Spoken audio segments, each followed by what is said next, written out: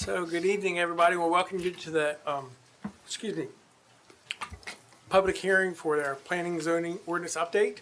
We'll start by saying the Pledge of Allegiance, if everybody would rise, please. I pledge allegiance to the flag of the United States of America and to the republic for which it stands, one nation, under God, indivisible, with liberty and justice for all. Thank you. So the next item on the agenda is to approve the agenda. Are there any corrections or additions to the agenda as presented? I make a motion that we approve and adopt the agenda as submitted. Second. I have a motion and a second to approve the agenda. Is there any discussion? Hearing none. All those in favor say aye. Aye. Opposed? Motion carries. Next item on the agenda is public service announcements. I do not have any at this time. So, are we ready to get started? I think so. Good evening, Commissioners. Jason Grinkler, Director of Planning and Zoning.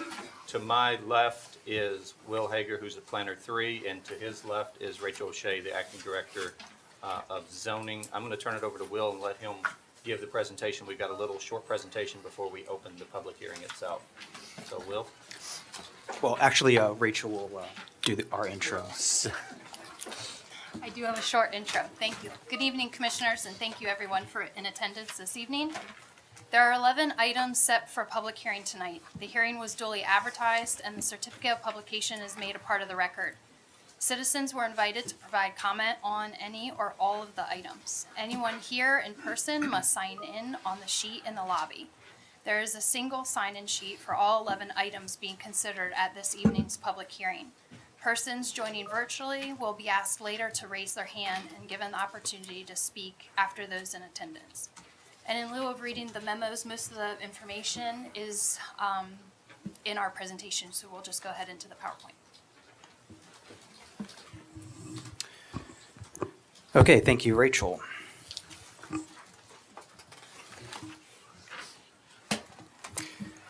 And good evening, Commissioners. Good evening. So as we've done for each one of these meetings, and for maybe the final time, we're going to begin by going over the background to how we got to where we are today.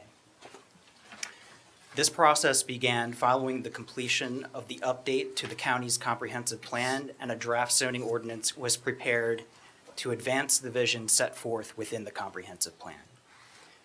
That first draft of the zoning ordinance was made available to the public in May of 2023.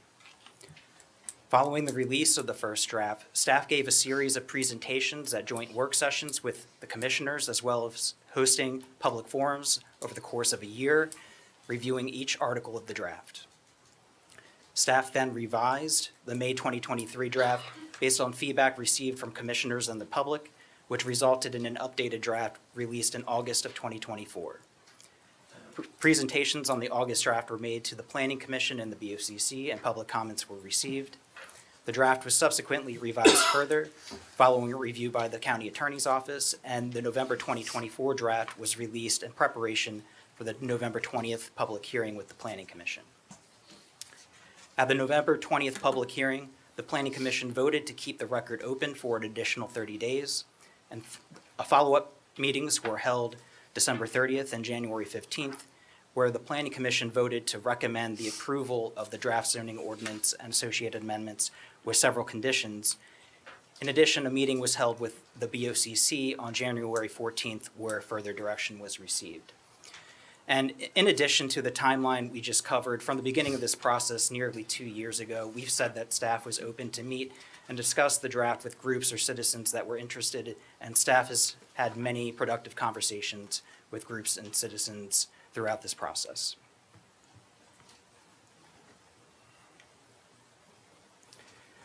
So why are we updating the zoning ordinance? As stated in the previous slide, this project began after the adoption of the updated comprehensive plan for the county, and one of the primary goals was to ensure that the zoning ordinance advances the visions set forth within the comprehensive plan. The last comprehensive review of the zoning ordinance was in 2006, so this also provided an opportunity for comprehensive review of zoning regulations. And in recent years, numerous text amendments have become necessary, And when we're having to do multiple text amendments frequently, it can be a sign that a comprehensive review and update of the zoning ordinance may be needed. And it can also be preferable to update the ordinance comprehensively rather than to do it piecemeal through text amendments. With this current ordinance, there have also been issues with vague or unclear regulations and how they should be interpreted. And as part of the goal to provide a more efficient and user-friendly ordinance, we aim to reduce redundant and repetitious text. And the articles have been reorganized in order to make finding provisions in the ordinance a little bit more intuitive.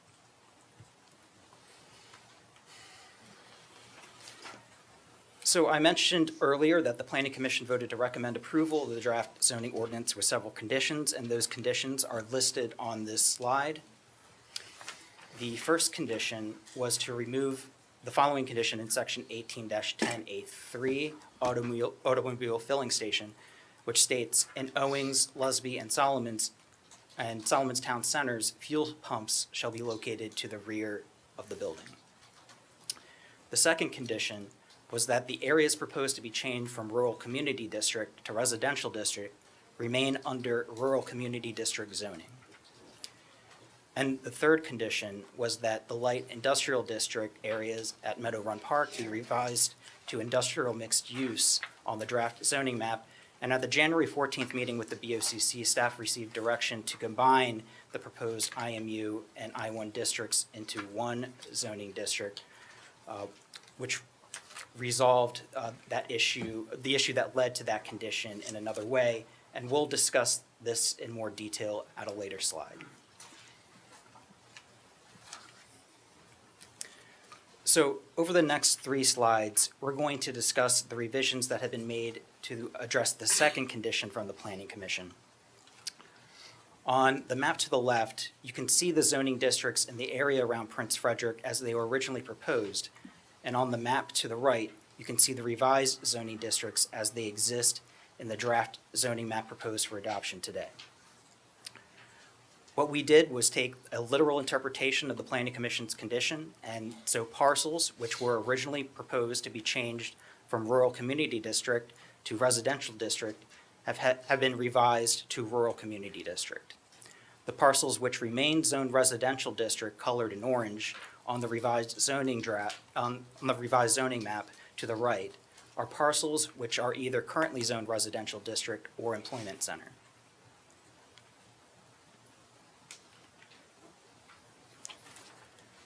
And on this slide, we're looking at the area around Chesapeake Beach and North Beach. And again, on the map to the left, you can see the zoning districts in the area around the beaches as they were originally proposed. And on the map to the right, you can see the revised zoning districts as they exist in the draft zoning map proposed for adoption today.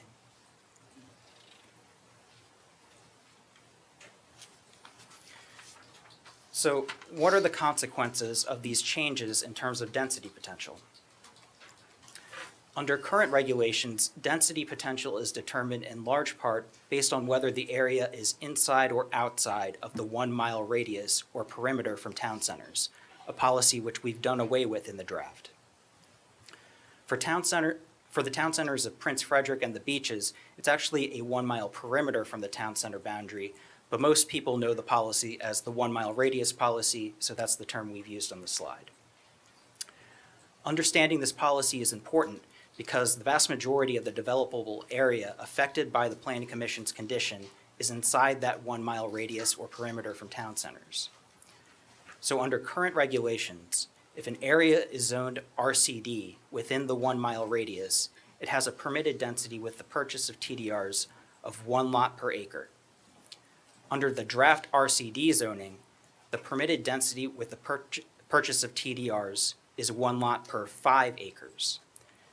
That density is even lower than the density permitted in the RCD outside of the 1 mile radius under current regulations. So those areas that are currently zoned RCD within the 1 mile radius would see an 80% reduction in density potential if zoned RCD in the updated zoning ordinance. While we're on this slide, also take note that the updated draft proposes to reduce density potential in the residential district as well. So with these changes, The only areas in the county outside of town centers that are not having density potential reduced with this update are the rural neighborhood district areas, which have an equivalent density to the RCD within the 1 mile radius under current regulations. And so, with the reduction in permitted density proposed for the town centers of Prince, Frederick, Lusby, and Solomons as well, down to a maximum of 4 dwelling units per acre, the overall picture for the county in terms of density with this update is a very significant reduction in density potential compared to what can be achieved under current regulations. Will, can I ask a question? Sure. Do you have an idea of what that number is? In terms of an exact Build number? out, yeah. No, An estimate. we don't have an exact number. Estimated percentage number? It's an 80% reduction, so. Well, that was on that section, but The 80% is just straight going from 1 to 1 to 1 to 5. That's where the 80% comes from. Gotcha. Thank you.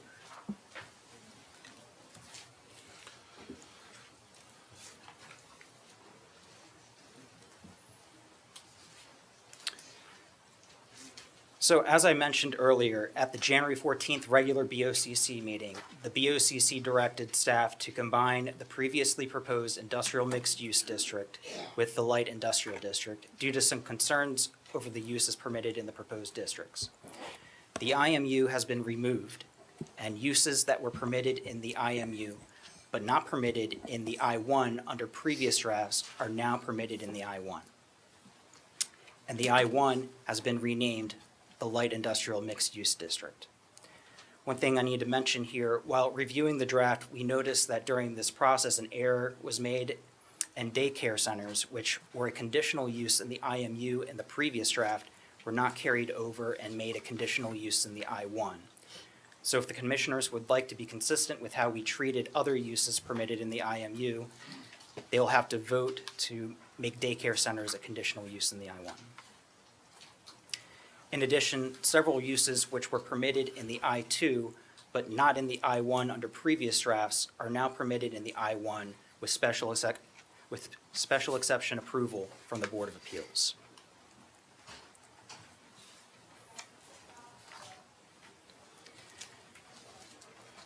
And a particular topic of interest has been the inclusion of provisions for what's currently called community benefit agreements in the draft. Although we have an understanding that this name has caused some confusion. A basic overview of community benefit agreements, or CBAs, are that they provide relief from the strict application of development regulations for commercial, industrial, and institutional development to achieve a substantially higher quality development that provides a public benefit that would otherwise not be obtained. Prior to submittal of a community benefit agreement plan, the applicant shall hold a public meeting with affected property owners, county staff, representatives of businesses, and community organizations to discuss the CBA project, potential concerns, and/or site design alternatives. And a CBA proposal requires a public hearing with the Planning Commission where they shall make a recommendation regarding consistency with the comprehensive plan, upon receipt of which the BOCC shall hold a public hearing and approve or deny the CBA proposal. And as written in the draft, residential uses are not allowed to be included in a CBA plan.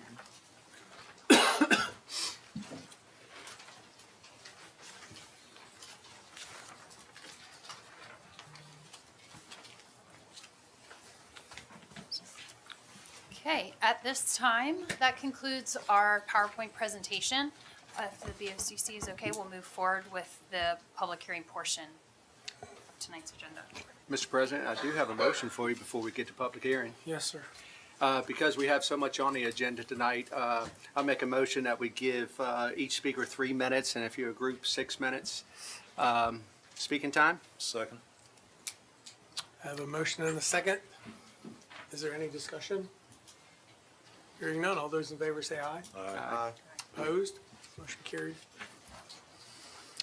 Okay, before we get to the speakers, I just want to make note that in the lead up to today's public hearing, we received 5 written public comments, which were sent to the commissioners for review prior to today's public hearing, including a comment from the Critical Area Commission on Section 22-6D3B, removal 5.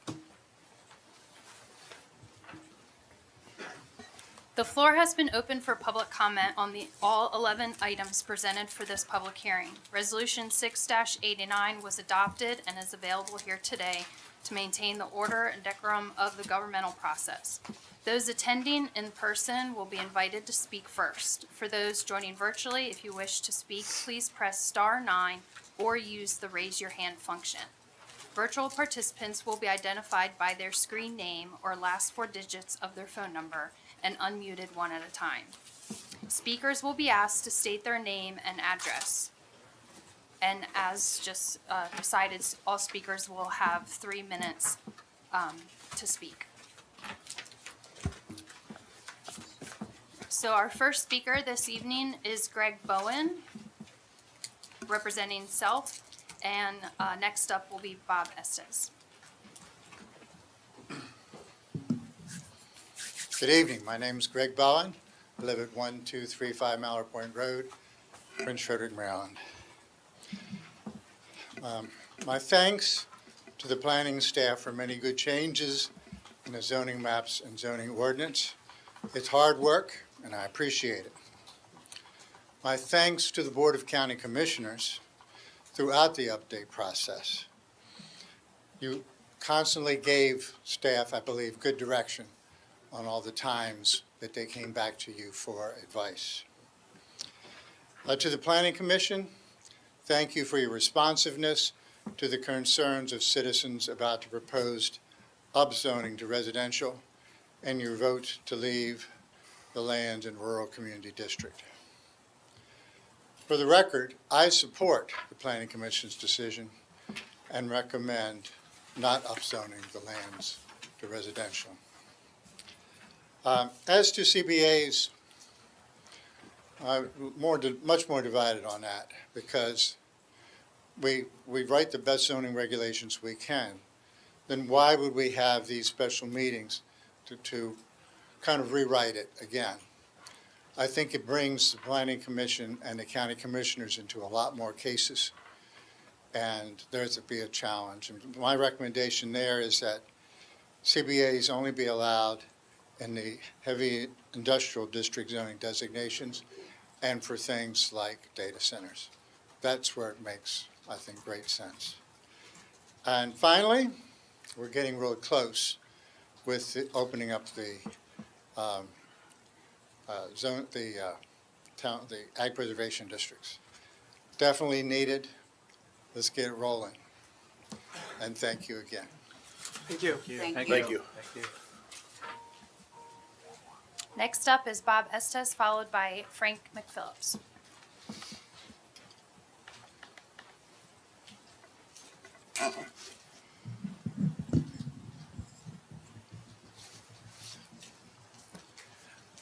I like this microphone much better than the one the Planning Commission has. That said, my name is Bob Estes. I live on 1775 Twirly Court with a Prince Frederick zip code. And I'm speaking as a private citizen. I only wish that I hadn't had to cut out 1 minute of my original presentation to fit 2 minutes. So from time to time, as I travel the county looking out at the landscape around me, I can't help but feel a deep sense of loss sometimes. The farmlands seem to shrink every year.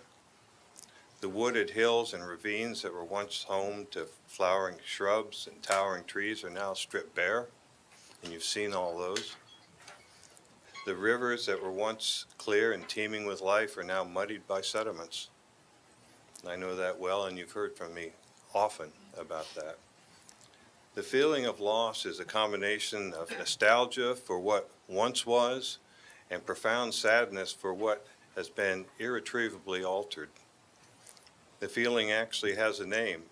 It's solastalgia. It is the emotional distress caused by environmental change, particularly when it affects the place we call home. It's very similar to being homesick while still actually being at home. You're homesick for what used to be.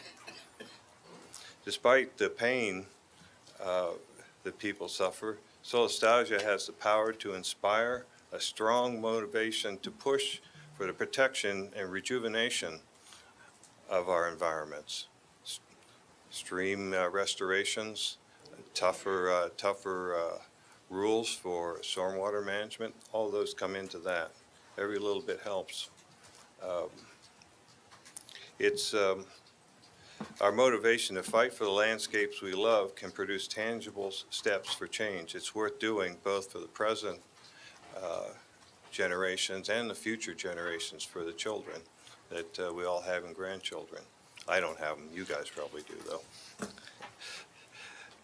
So does this feeling of loss sound similar to any of you up there? I think most of you have been in this county for a long time. The same with a lot of the people back here. Does that relate? Can you relate that feeling? Maybe you hadn't identified it before, but it's a real thing.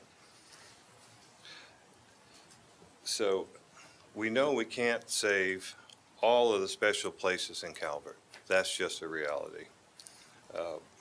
But shouldn't we ask ourselves, how much of our natural treasures are we willing to sacrifice? How much? How much do you think? How much is enough? How much is too little? Got to keep that in mind because you're not getting them back. So tonight, most of my language, or much of my language, came from Queen Asang of Nigeria. So this is a universal problem. Sediments mentioned, overdevelopment, haphazard. I'm not saying ours is like that, but that's the way it is. So if you'll give me 10 more seconds. Her words of love for natural places and her sorrow of its harsh treatment in the name of growth, progress, profit struck me. I hope it made you think a bit too, both the people in front of me and the people behind me, because it's important.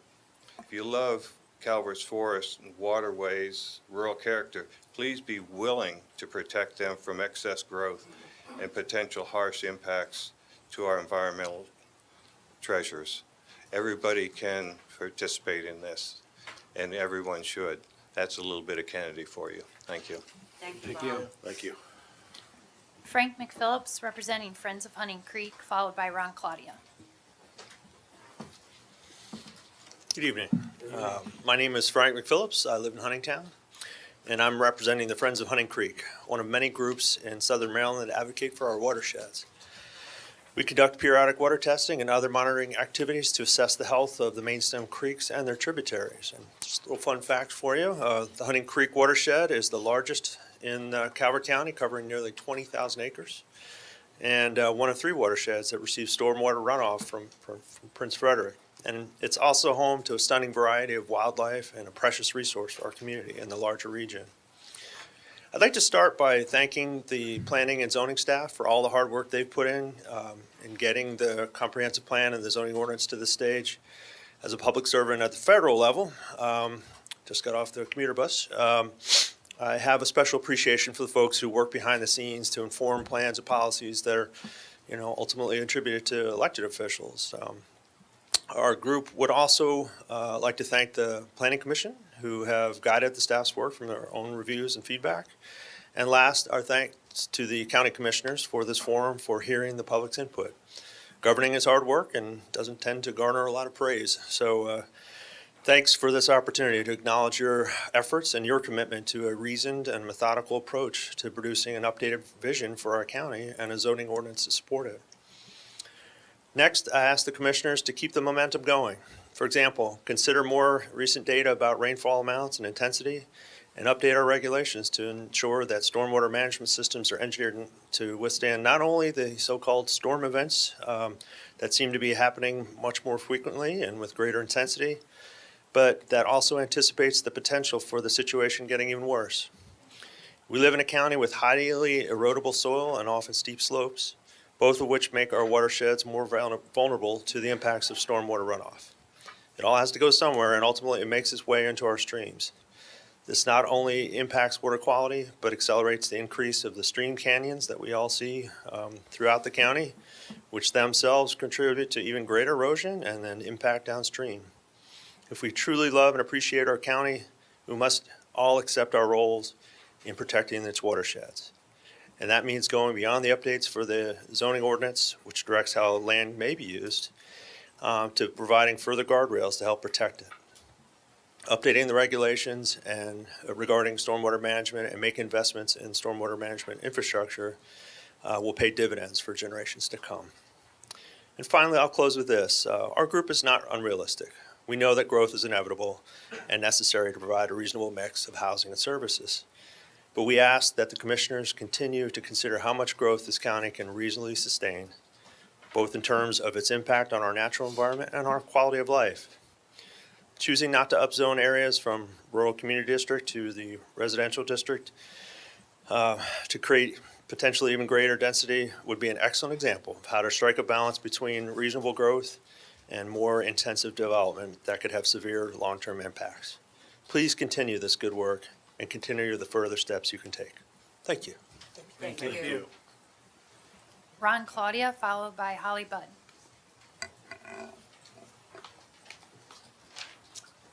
Good evening, Commissioners and County staff. My name is Ron Claudia. I live at 1401 Foxtail Lane, Prince Frederick, and I'm a resident of the Hunting Creek watershed. Although I wasn't born and raised in Calvert County, I've lived here on what I like to call the Pleasant Peninsula for almost 44 years. So it's longer than I lived anywhere else. And for me and my family, it's home. We love it. I'm an active member of the American Chestnut Land Trust, the Friends of Hunting Creek, and the Cove Point Natural Heritage Trust. But tonight, I'm addressing you on behalf of myself.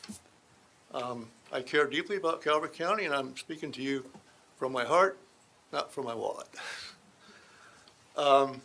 Commissioners, my message to you tonight is just simple and straightforward. First of all, thank you for taking time from your families and coming here this evening, county staff as well, to hear us out. Appreciate that. Like others, I want to thank the Planning Commission members and you all for the pushback that you've already given on the proposed upzoning of thousands of acres of land from rural community district to residential district. I don't like that idea. I think you've heard from several people that upzoning, to the extent that was initially discussed, not a good idea for Calvert County. So I ask that you please continue to stand tall and not allow that upzoning that was initially proposed. Why? Well, it seems pretty obvious. I think, as you know, I'm sure your constituents tell you often, many of our roadways are congested. And they're not going to handle a lot of extra growth and development. As I know, and I'm sure you also know, and as Bob eloquently stated, we have some precious natural resources in Calvert County. It really is what makes this the Pleasant Peninsula, the lands, the waters. So they can't handle a lot of environmental impact that I think upzoning would bring. So please, no to upzoning, and thank you for hearing us out. Thank you. Thank you. Thank you very much. Holly Budd, followed by Mark Budd.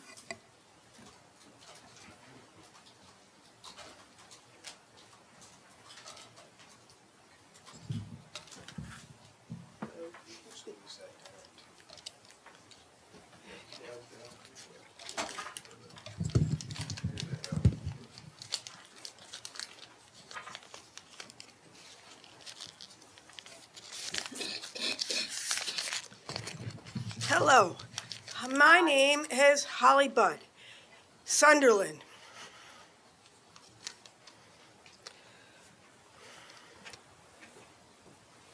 Bicycle trails, they're connected. Traffic is terrible.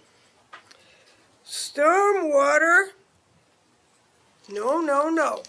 Thank you. Thank you. Thank you. Mark Budd, followed by Myra Gowans.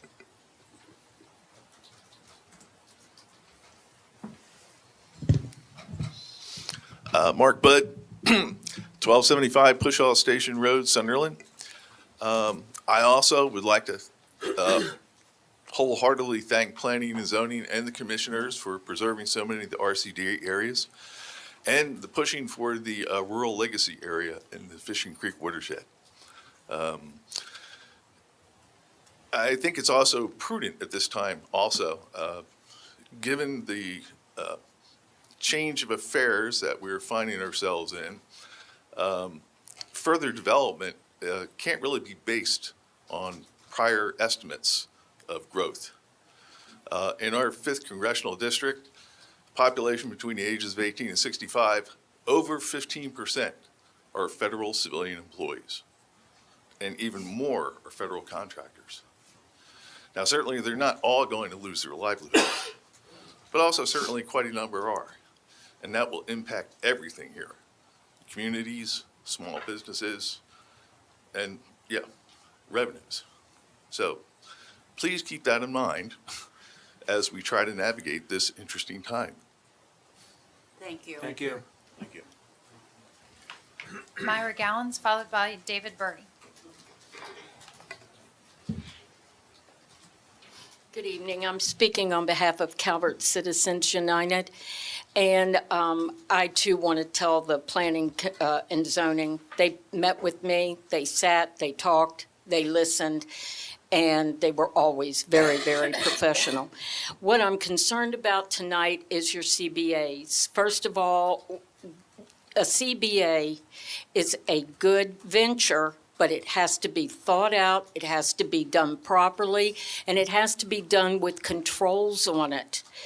If you go onto the website in Maryland and you go to the legal authority, they will tell you that if you want to know about a CBA, look to National Harbor. That is the crown achievement for Maryland, is National Harbor up in PG County.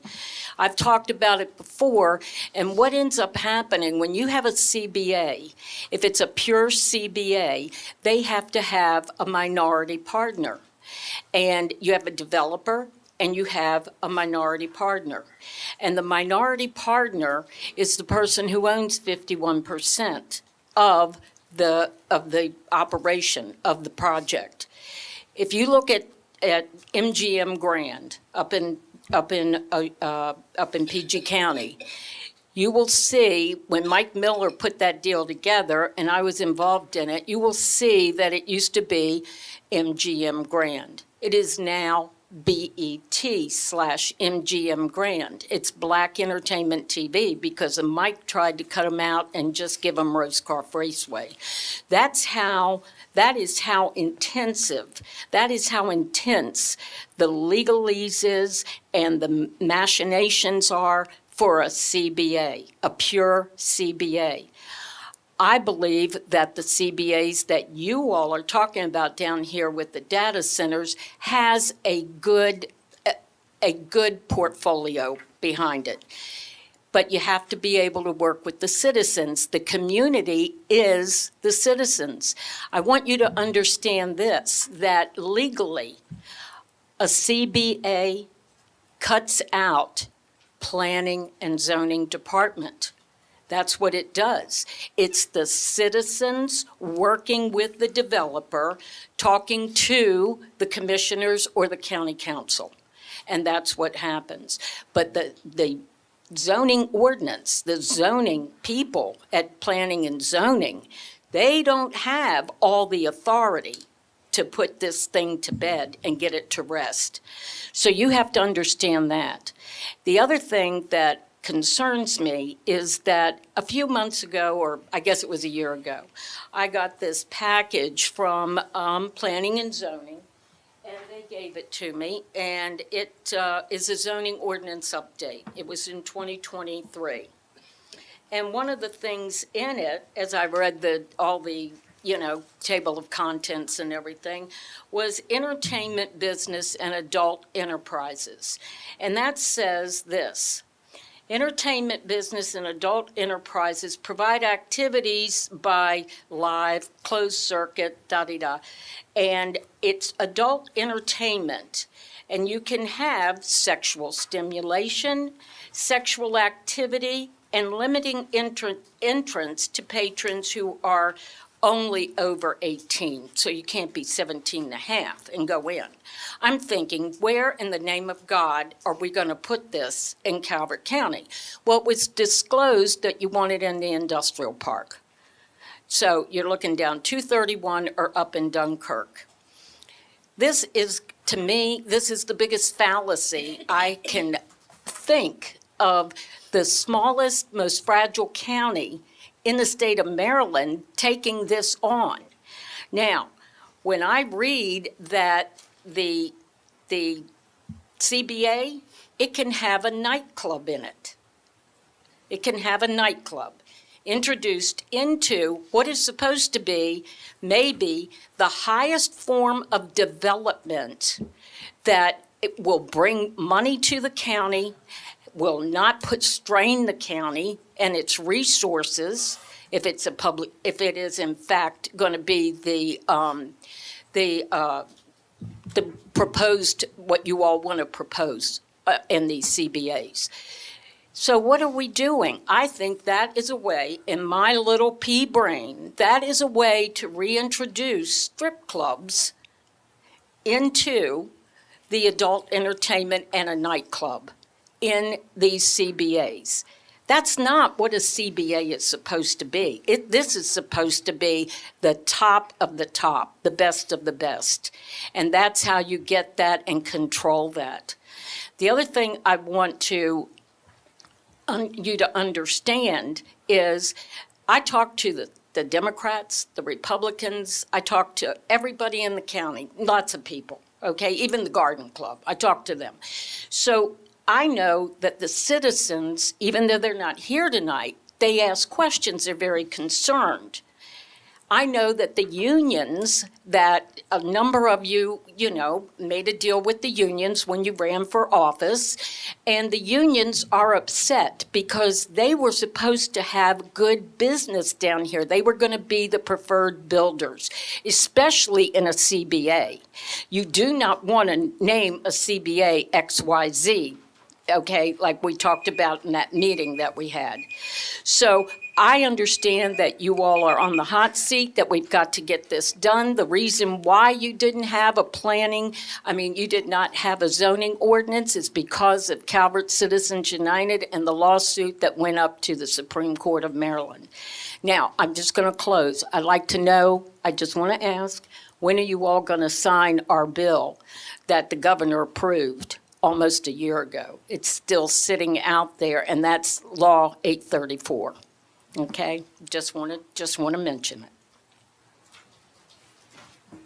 David Burry, followed by John Yo. My name is David Bury, live in Breezy Point, speaking for myself.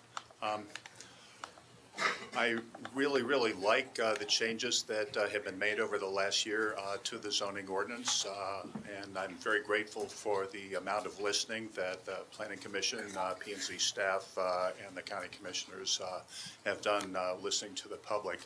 I am concerned about one late add to the draft zoning ordinance, and that is the extension as a permitted use with exceptions for data centers in the IMU districts.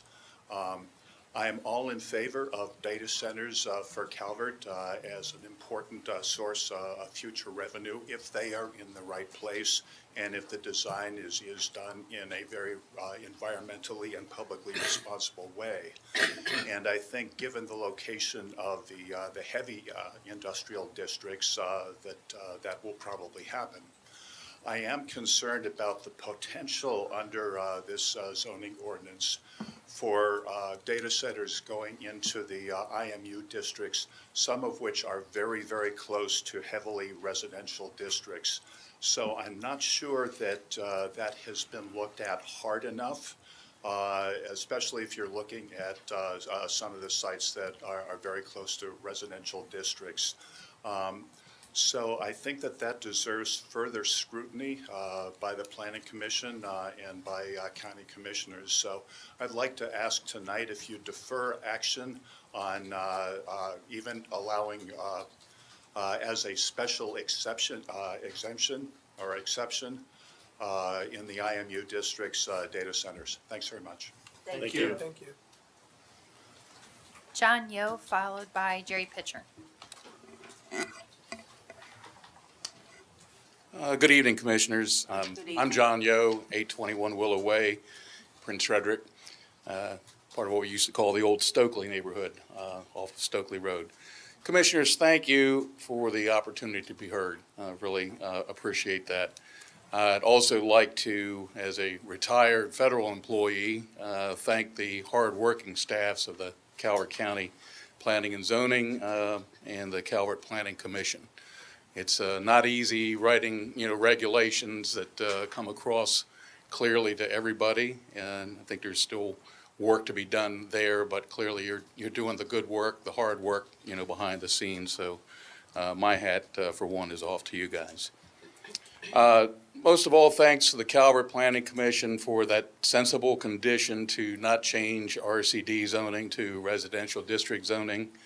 That change, if it would go in effect, would put further strain on Calvert's country roads, roads like German Chapel and Stokely Road. Their narrow rights-of-way wouldn't be compatible with such a proposed density change. And there are other considerations, too, that I won't dwell on, including demand on the water supply and our fragile ecosystems and our charming, I like to think it still is, our charming ways of life here in Calvert. So, Commissioners, thank you again for listening. Which would urge you to consider that proposed condition and then concur with the Planning Commission's recommendation on that condition. Thank you very much. Appreciate it. Thank you. Thank you. Jerry Pitcher, followed by Dwight Williams.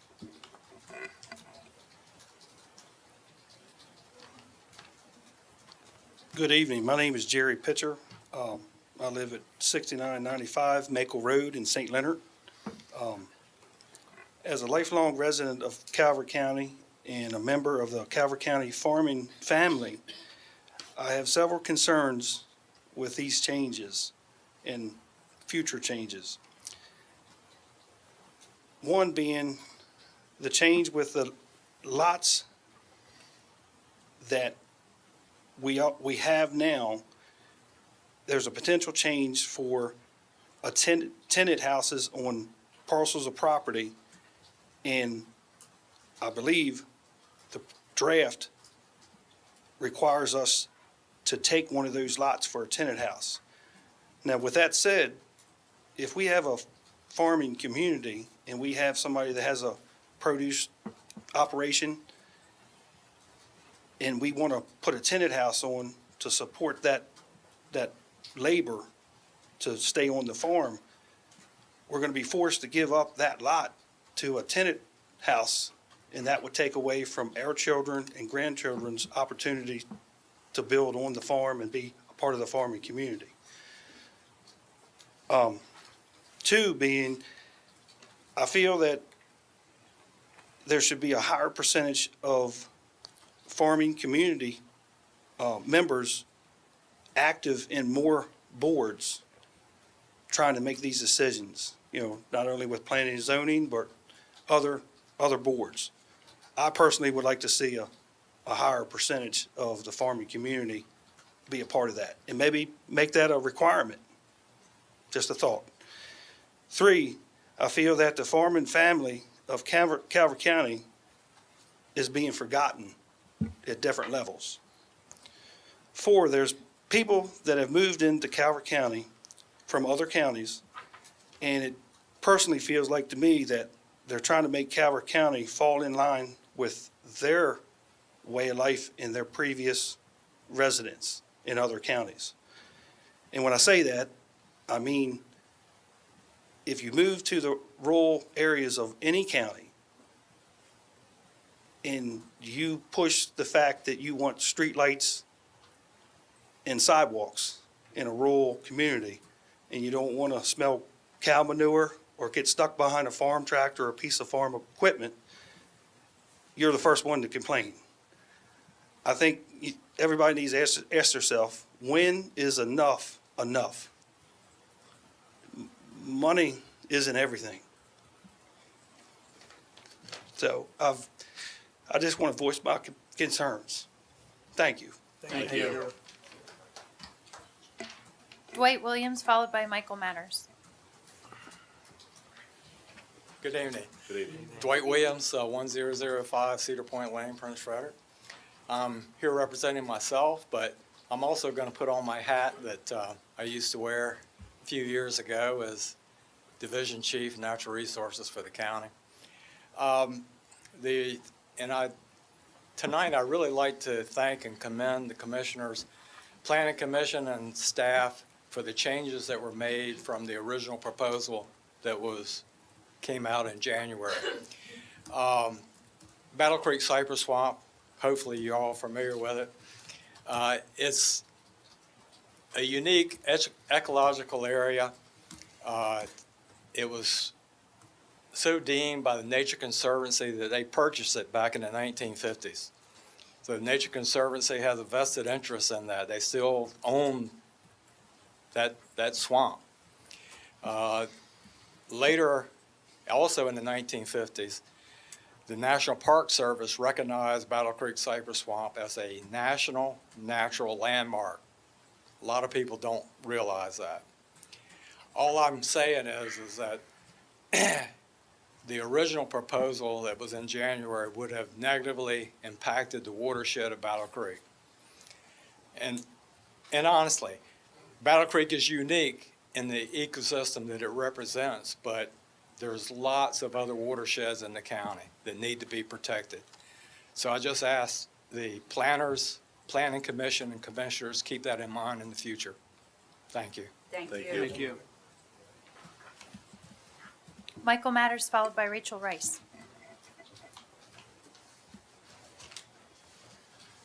Good evening. Michael Matters. I live in the Ranch Club. I'd like to thank you all for being here and everyone else that's here. Obviously, they care about this county to be here. But I have some issues with Busby. We have slated this huge group of apartments that don't belong there. I don't understand how all of you have continued to allow this to happen. It's disgusting. It just totally baffles me that you all have, now some of you have put forth some effort to stall it appears, but that hasn't happened. I don't understand how something from 20, 25 years ago is still able to continue on, and they don't have to follow today's zoning. I mean, I'm not allowed to cut down a tree in my yard, but they're gonna take acres and acres of trees away for this project. I don't understand, and a lot of people are paying attention to this. Everyone in the southern end of the county seems to not want this to happen, but I just find it's interesting that the owner of this project, you have a lease with for the police precinct that's right beside where this is going to be built. Isn't that convenient that you now have a police precinct for this huge apartment project that's going to go up?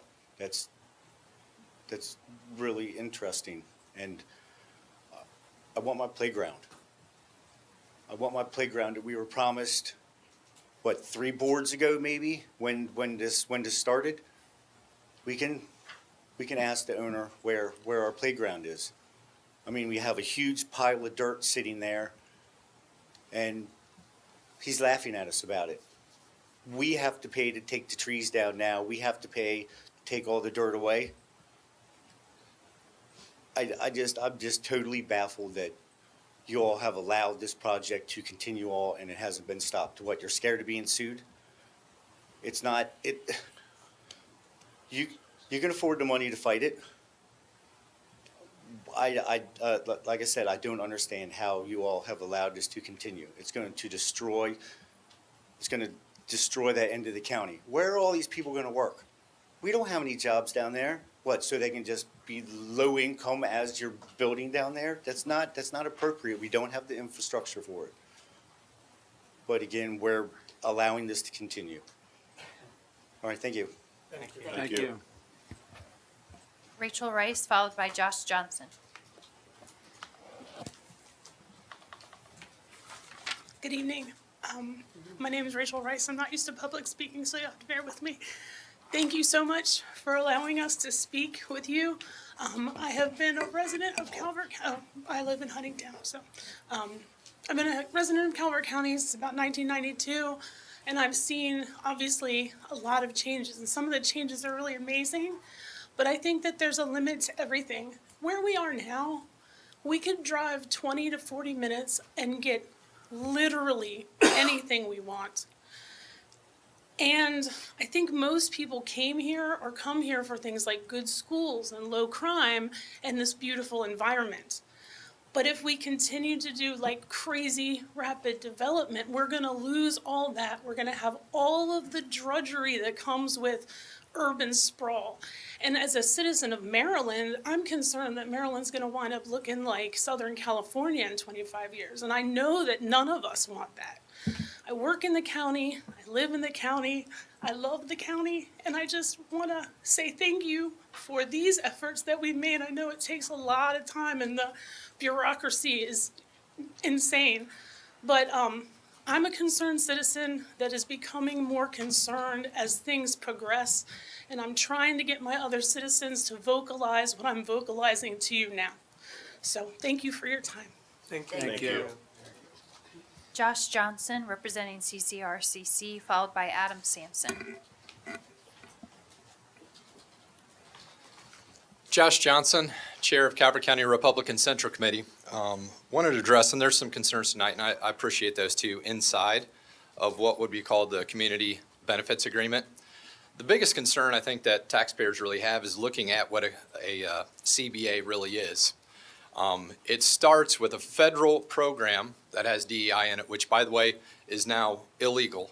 So what we would be subjecting ourselves to right now is not even, it's counterproductive to federal law. But that being said, when it has things in here, and so this federal, and it's a federal program, started by trying to provide low-income housing to communities. Now, the taxpayers have said very clearly, and I know that our commissioners have taken a vote against high density and what would be low-income housing. We don't have the jobs to support it. I've said it many times. It's very clear. If we're going to do things, let's make sure that we have the jobs first. It's not to say we couldn't have something, but we first have to have the jobs, right? The other side of this is there's a legal liability that this creates to the taxpayers of this community that says no matter if you take these little subsets out, everything else, the legal language, is flawless in comparison to federal law. So when you do that, you as a state or a local municipality, a local county, federal law supersedes you. So if anybody wants to come in and say that they want to put those back in, they have the capability of superseding you, and they have the capability of putting that low-income housing in the way it was originally designed. Now, Wes Moore's already passed legislation that he wants 30% to be low-income housing. This is the same type of program has already been mentioned that is in PG County. It invites PG County in here, Baltimore County. The taxpayers have spoken very clearly that they don't want this.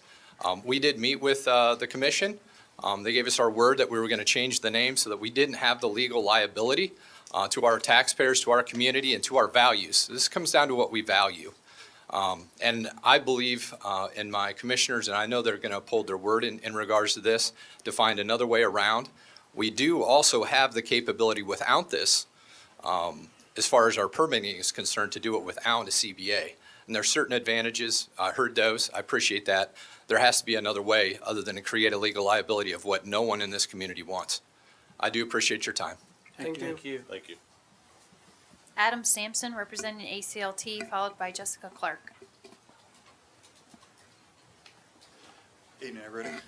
My name's Adam Sampson. I live at 3920 Dock Road in Port Republic, and I appreciate the opportunity to speak tonight. Thank you very much. As you may know, ACLT has a long history of advocating for land conservation in Calvert County, and we are very grateful that the Board of County Commissioners feels the same way. The lands that were proposed to be upzoned to residential happen to be located at the tops of watersheds that are critical to the future of Calvert County. The area around German Chapel Road drains directly into Battle Creek, home of the Battle Creek cypress swamp and pristine lands with the lowest amount of impervious surfaces. The area around Sullivan's Branch and the area along Dares Beach Road drain into Parker's Creek, which the state has called the most pristine watershed along the western shore of the Chesapeake Bay. and home to a wide diversity of fish species. The area north of the hospital drains into Hunting Creek, Calvert's largest creek, and also home to the largest diversity of species of fish. The area along 260 drains into Fishing Creek, a beautiful ecosystem and tourism area with many charter boats and a high percentage of Maryland's top bionet areas in the state. Upzoning these areas to residential district would significantly increase the impervious surfaces draining into these creeks. ACLT's request is that you support the Planning Commission's recommendation and leave those lands rural community district. Thank you very much. Thank you. Jessica Clark, followed by Susan DeZurek. Good evening, everyone. I'm Jessica Clark, and I live in beautiful Huntingtown, Maryland. It's such a pleasure to be with all of you tonight. You know, this is a time where so many people feel disconnected from their government and disconnected from those that represent them. And it's incredible to be in a space where we have commissioners, planners, and other citizens that care deeply about the future of the county that we all live in together. I wanted to just show my personal support. While I am a member of the ACLT, I'm here as an individual. Really pleased to see that you have shifted the plan for the county and are really respecting the rural spaces that brought so many of us here. I'm a relative newcomer to this county. I only moved here 20 years ago, but I really feel like there is such a special energy, community, and support that thrives throughout Calvert County, that we have done such a wonderful job providing feedback, and you have so gratefully listened to all of us as we've really shared some of the concerns.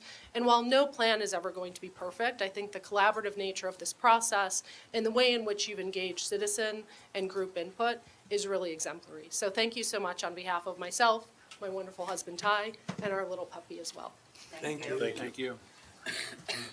Susan DeZurek, representing Keep Calvert Country, followed by Julie Sickle. Good evening, Commissioners. My name is Susan DeZurek. I live in Huntingtown, and tonight I am representing Keep Calvert Country. Thank you for allowing me to speak. Keep Calvert Country, or KCC, would like to focus our comments of concern on the Community Benefits Agreement concept the county is incorporating into the zoning ordinance.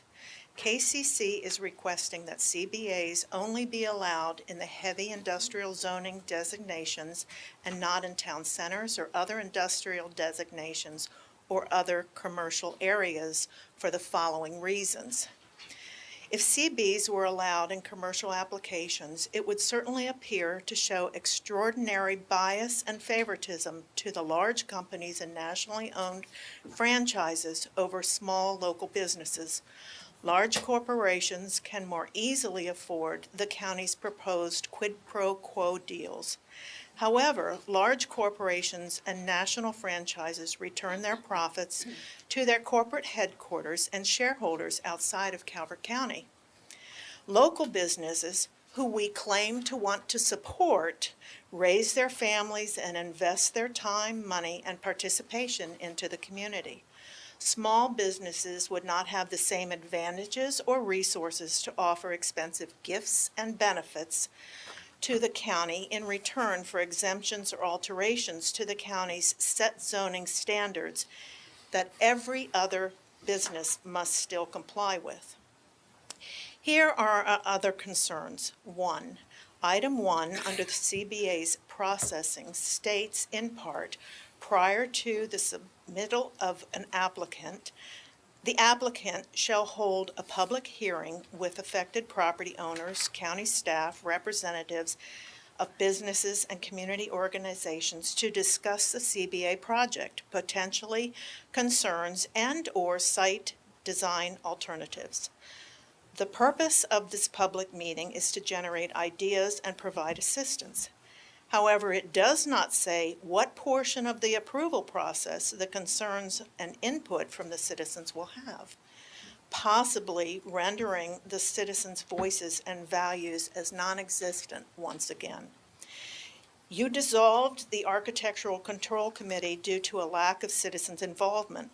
If a variety of citizens groups are not respondent to the county's request for participation, does the process then become the sole oversight responsibility of the planning and zoning staff yet again? 3, companies requesting the CBA will bring their high-powered attorneys to present their case. Will the county provide legal counsel to these public hearings for the citizen groups to receive clarification of their questions and concerns? 4, how will the county prevent an onslaught of lawsuits from disgruntled businesses that were not granted a CBA when other companies were? 5, item number 4 under the CBA scope states, provide for relief from the strict application of the land use standards, development regulations, and performance standards found in the base zoning districts. If you allow this type of flexibility of the zoning ordinance, doesn't everything then become arbitrary and capricious? It would appear that there is an excessive number of unknown factors to move forward with the CBA concept at this time. However, if you are determined to move forward, please restrict their use in the areas of the county that are zoned heavy industrial to minimize the controversial impacts of the issue. Thank you so much for your time and consideration of our request.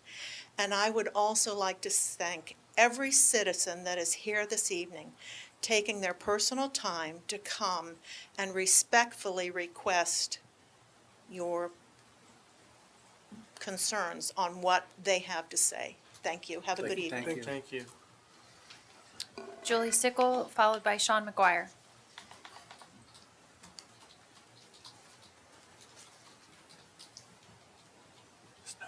Sean, call Sean. Yeah, Julie just left. Julie's not here, so we're moving on to Sean McGuire, representing Group Save Lusby.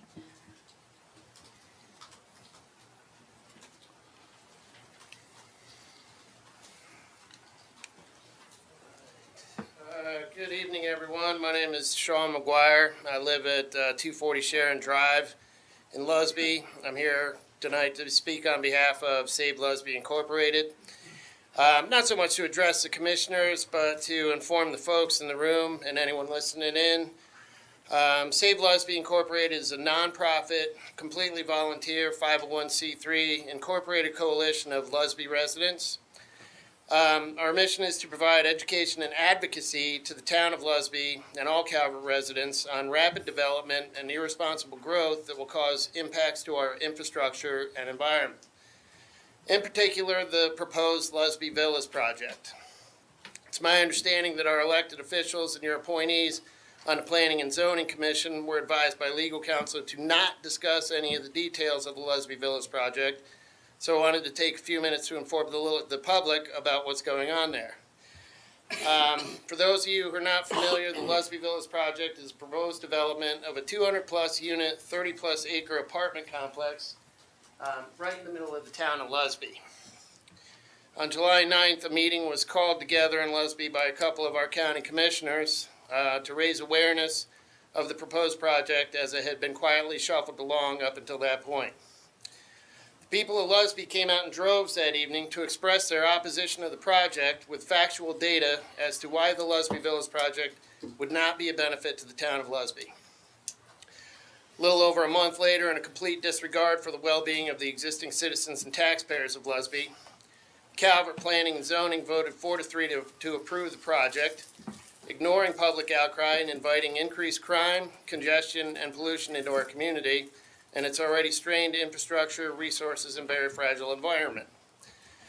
We at Save Lusby rapidly formed a petition for appeal of P&Z's decision, despite being told there was nothing that could be done about it. This put forward the movement of the project on hold until all the legalese could be figured out with it. Not too long after that, someone, we all know who, filed a motion to have that appeal of P&Z's decision dismissed. They filed to have that appeal dismissed, which was filed on false grounds. That petition for dismissal has recently been denied in court. And so the Save Lusby, Inc. petition for appeal of P&Z's decision is moving forward. I wanted to raise public awareness that this evening that we do have the opportunity to stop this egregious overdevelopment of the town of Lusby. I appreciate everyone's time. please visit savelusby.com, where you'll find all the information you need as to how this threat to our town came to fruition and what you can do to help stop the reckless pursuit of revenue and disregard of the citizen's voice. Thank you. Thank you. That's the conclusion of the speaker, in-person speaker sign-up sheet. For those who've joined us virtually, this is your one opportunity to speak on these 11 items that have been scheduled for the public hearing tonight. We have one caller that has raised their hand. If the other callers wish to participate, please press *9 to raise your hand. You'll be identified by the last 4 digits of your phone number. If those that have joined us by computer or internet service provider who have their screen names, you may use the raise your hand function. We'll identify you by your screen name if you wish to comment. So the first caller is 8854 that has raised their hand. Please press *6 to unmute yourself. Identify yourself and whether speaking as an individual or as the designated representative of a group.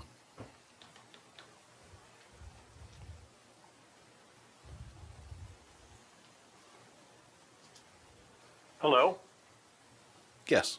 this is Bruce Bradley. I live at 2039 Hunting Farms Lane in Huntingtown.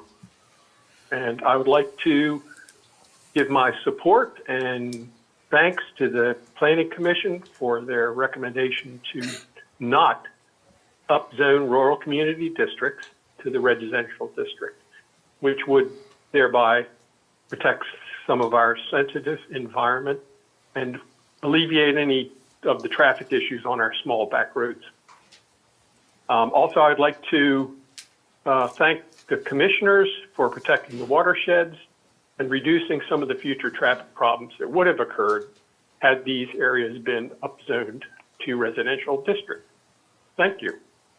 Thank you. Thank you. Next caller, last 4 digits are 6200. Please press *6 to unmute yourself, identify yourself, and whether speaking as an individual or the designated representative of a group.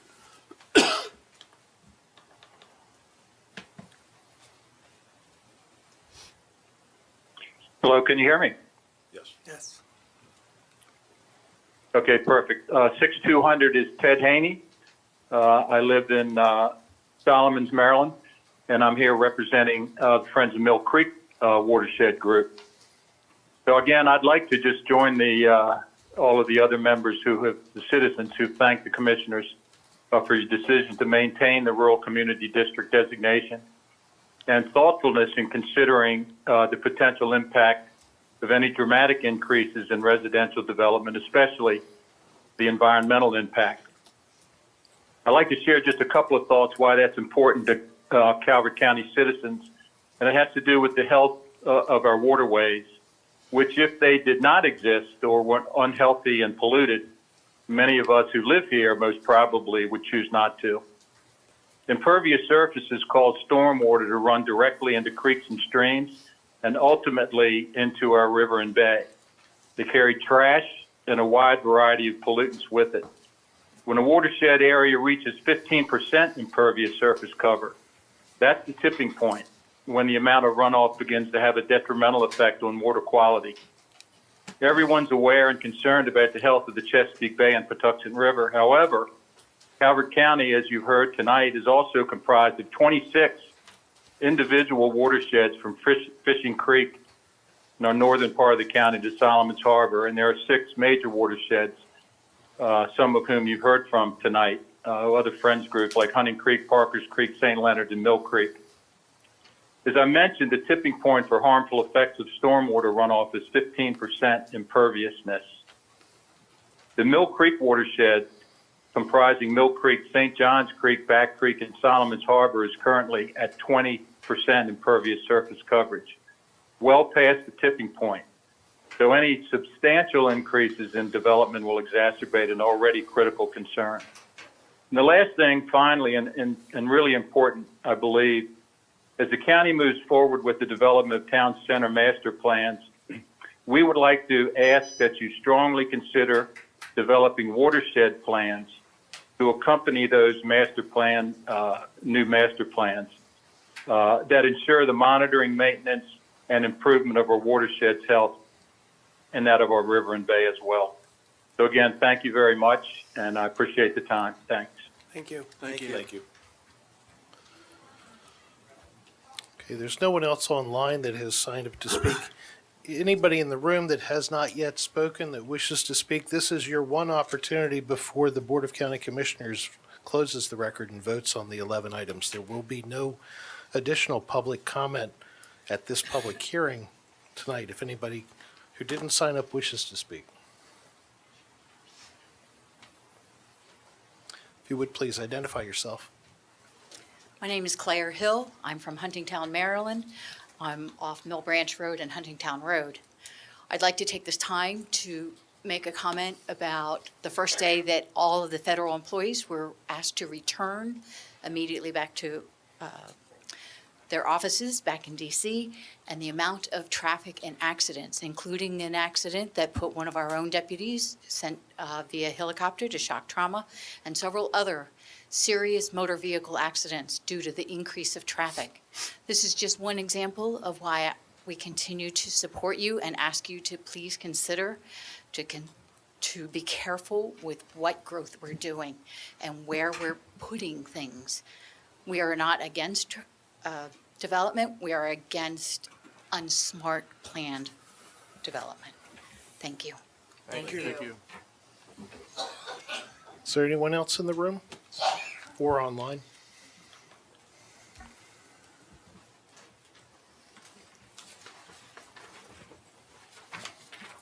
Mr. President, I'm going to turn the meeting back over to you. Thank you. And I just want to take this opportunity to thank all of you that came out tonight and all of you that have participated in this process for the last almost 2 years. I want to thank staff for all their diligent work. It's quite a task to take on changing the zoning ordinance right behind the comprehensive plan. I want to thank all of you for your hard work and the Planning Commission for all their meetings and coming out at night like the rest of you just to work on this project. So just want to thank all of you for that. And I don't have anything else to say. Mr. President, I also want to thank everyone. And Jason, I know you guys have said this many times through the process. You know me, I'm the KISS method. I like to keep it simple. There's a lot of acronyms, a lot of moving parts. This thing has been years in development, so just a couple bullet points. We're lowering density, correct? That's correct. This document cannot be manipulated to help residential in any way, shape, or form for any high density or anything like that, correct? The document drafted by the Board of County Commissioners is the document drafted. I've seen a lot of things in 10 years where you think you're heading the right way, and Terry Shannon used to say the devil's in the details.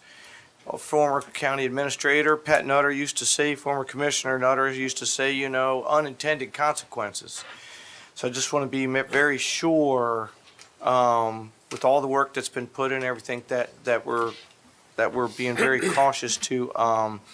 My intent is to lower density, to ensure there is no high density. I've been very clear.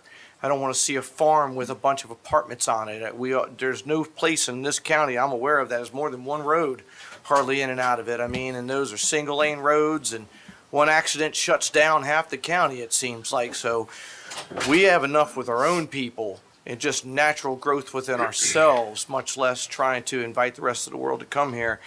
So I just want to make sure going forward, there's nothing hidden that I haven't seen, and talking with all you guys that I'm missing here. There's nothing outside of what we've presented. There's no hidden ball trick or anything of that nature. Jason, I'd like to ask you a question. I do know that the community has been concerned with gentlemen's clubs, strip clubs. It was my understanding when I spoke with planning and zoning that that is not in our ordinances, nor do we intend to allow them in our zoning ordinances. So the definition is in the zoning ordinance, and it is not permitted in any district or any town center.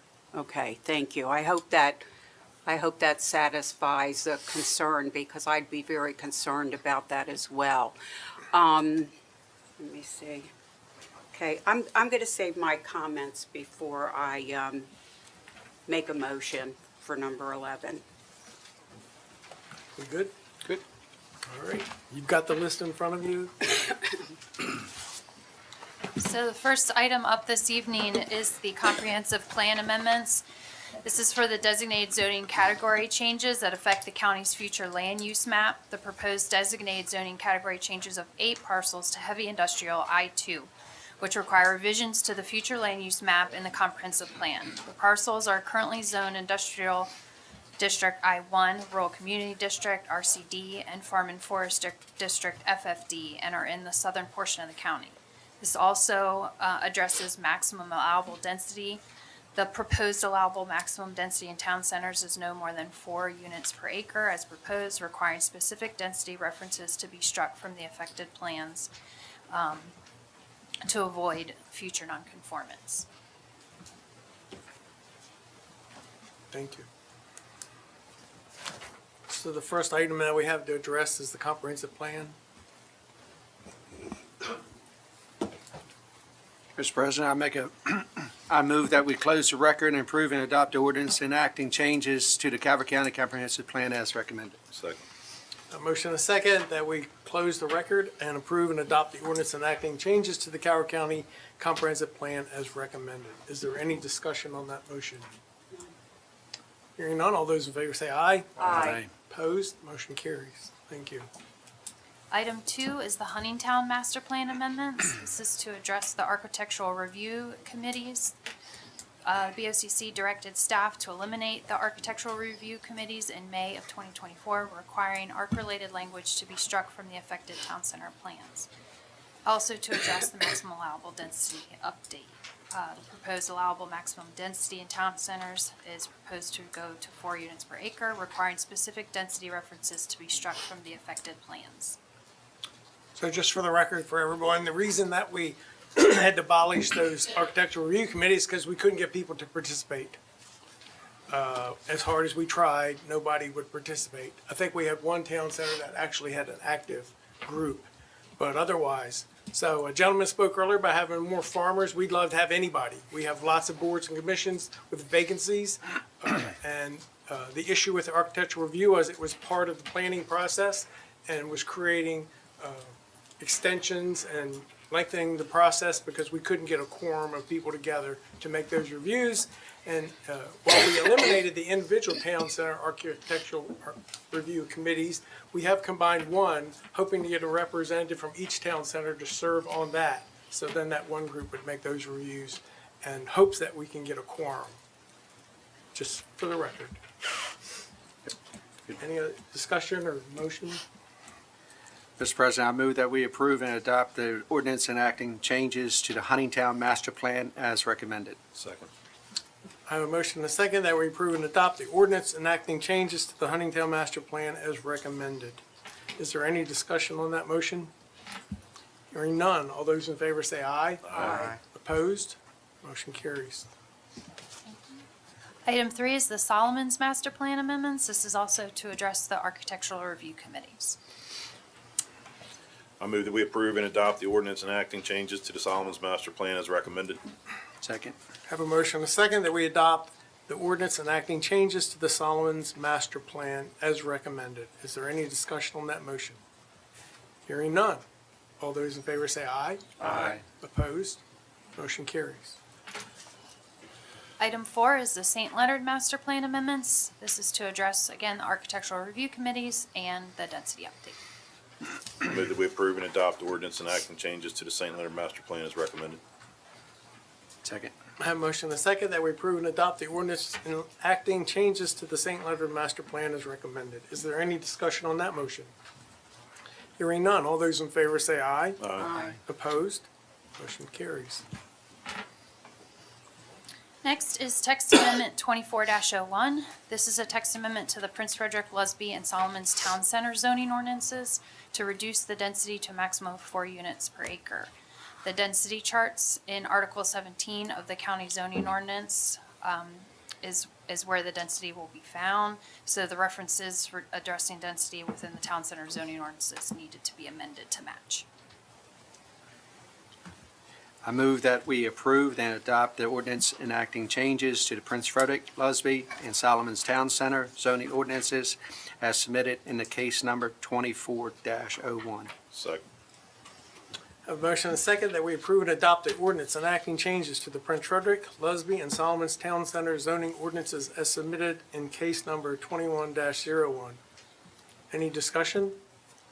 Just so everybody understands, we've talked about reducing density. In some of these town centers, the density was as high as 24. We have reduced that to 4 everywhere.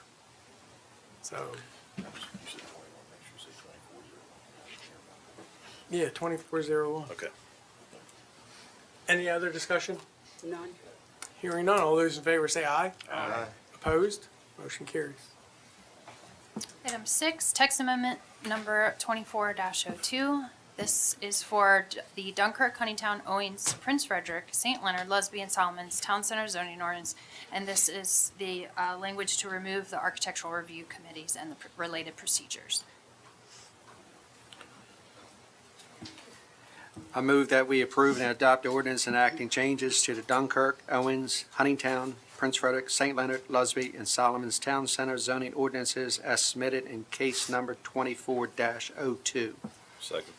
A motion and a second that we approve and adopt the ordinances enacting changes to the Dunkirk, Owings, Huntingtown, Prince Frederick, St. Leonard, Lusby, and Solomon's Town Center zoning ordinances as submitted in case number 24-02. Is there any discussion on that motion? Hearing none, all those in favor say aye. Aye. Opposed? Motion carries.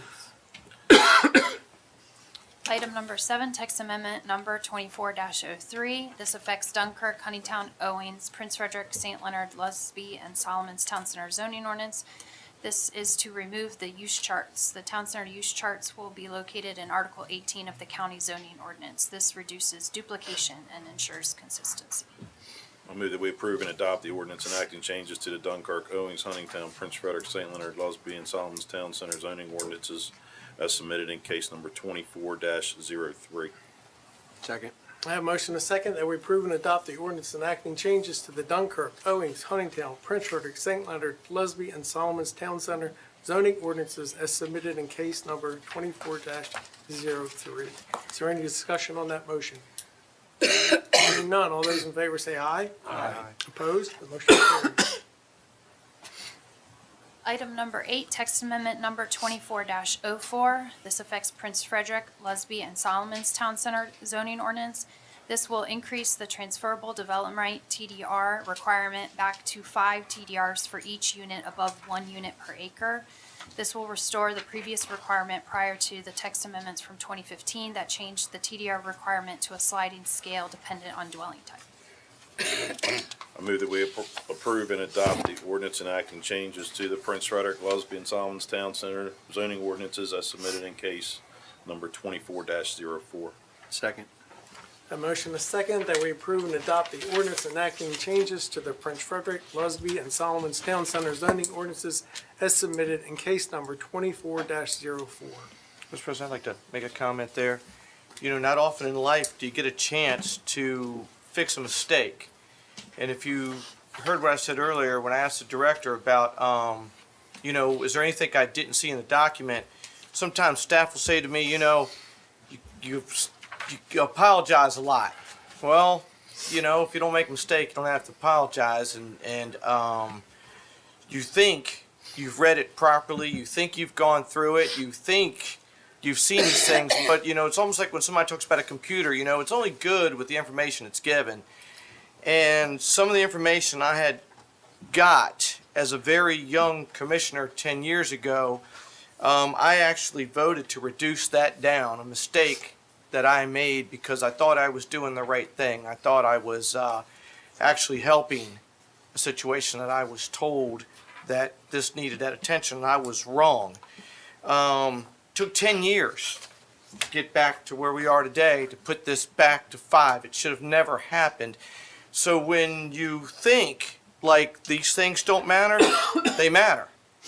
And I have thought about that, and it has, there's nothing worse than a self-inflicted wound. If you truly care about what you do and you're passionate about what you do, those things bother you. this has bothered me for 10 years. I didn't know I was being made a fool of, to be quite honest. But there are people out there that they have their own self-interest. They're very good at it. And they love to see new people at positions and things of that nature. And I've always felt I was taken advantage of at that point 10 years ago. And I want to thank everybody involved in this board to put that back to 5 TDRs. I was unsuccessful to do that in my first board after I realized it. We couldn't get it done on the second one, but we are here today. And I just, just wanted to say thank you for everybody for that. So. Yes, sir. Any other discussion? None. Motion? Good. We did that one. Oh, that's right, I'm sorry. We're in discussion. Yeah, we're on. I threw you off. Yeah, Commissioner Hart threw me off. All those in favor say aye. Aye. Opposed? Motion carries. Mr. President, just to reaffirm the record, there are 3 commissioners that do have interests that the Ethics Commission has advised would disqualify a quorum of the board, so everybody is permitted to vote on this. Thank you. Thank you, sir. Item number 9, text amendment number 24-05. This affects Dunkirk, Owings, Huntingtown, Prince Frederick, St. Leonard, Lusby, and Solomon's Town Center zoning ordinances. This is to update all county zoning ordinance references to the new section of the proposed draft. I move that we approve and adopt the ordinance enacting changes to Dunkirk, Owens, Huntingtown, Prince Frederick, St. Leonard, Lusby, and Solomon's Town Center zoning ordinances as submitted in case number 24-05. Second. A motion and a second that we approve and adopt the ordinance enacting changes to the Dunkirk, Owings, Huntingtown, Prince Frederick, St. Leonard, Lusby, and Solomon's Town Center zoning ordinances as submitted in case number 24-05. Is there any discussion on that motion? Hearing none, all those in favor say aye. Aye. Opposed? Motion carries. Item number 10, text amendment number 24-06. This affects the Prince Frederick Town Center zoning ordinance. This is to update the residential parking requirements to match the county zoning ordinance for attached dwellings. It addresses concerns regarding inadequate parking in attached dwelling developments. It increases the guest overflow parking requirement and does not allow garages to count as parking spaces. I move that we approve and adopt the ordinance enacting changes to the Prince Frederick Town Center zoning ordinance as submitted in case number 24-06. Second. A motion and a second that we approve and adopt the ordinance enacting changes to the Prince Frederick Town Center zoning ordinance as submitted in case number 24-05. Is there any discussion on that motion? Hearing none, all those in favor say aye. Aye. Opposed? Motion passes. Item number 11, the Calvert County zoning ordinance and zoning maps. Okay. I wanted to say something here. We, as your county commissioners, have listened very carefully to the fact that we don't want an overabundance of growth within Calvert County. So what do? When data centers came knocking at our doors, we saw an economically viable route to bring more money into the county to keep our taxes low. I know the CBA designation has confused a lot of people. I will be making a motion to change it to Community Enhancement District. I want to let you know that this is a vehicle, again, to allow economic growth within Calvert County. But this is your county. This isn't what Catherine Grasso wants. Anything that we do, any proposals, any moves that are made to come into this county as part of the Community Enhancement District, you all will be included. And we will listen to you, and we will honor your input because this is your county. We don't want every who struck John to come in here. We want to be economically balanced. We want to be fiscally responsible, and we want to grow this county economically by your direction, not by this board's direction. You voted us in, we work for you. So I just wanted to put your fears to rest over this. There will be no, there will be no government interference.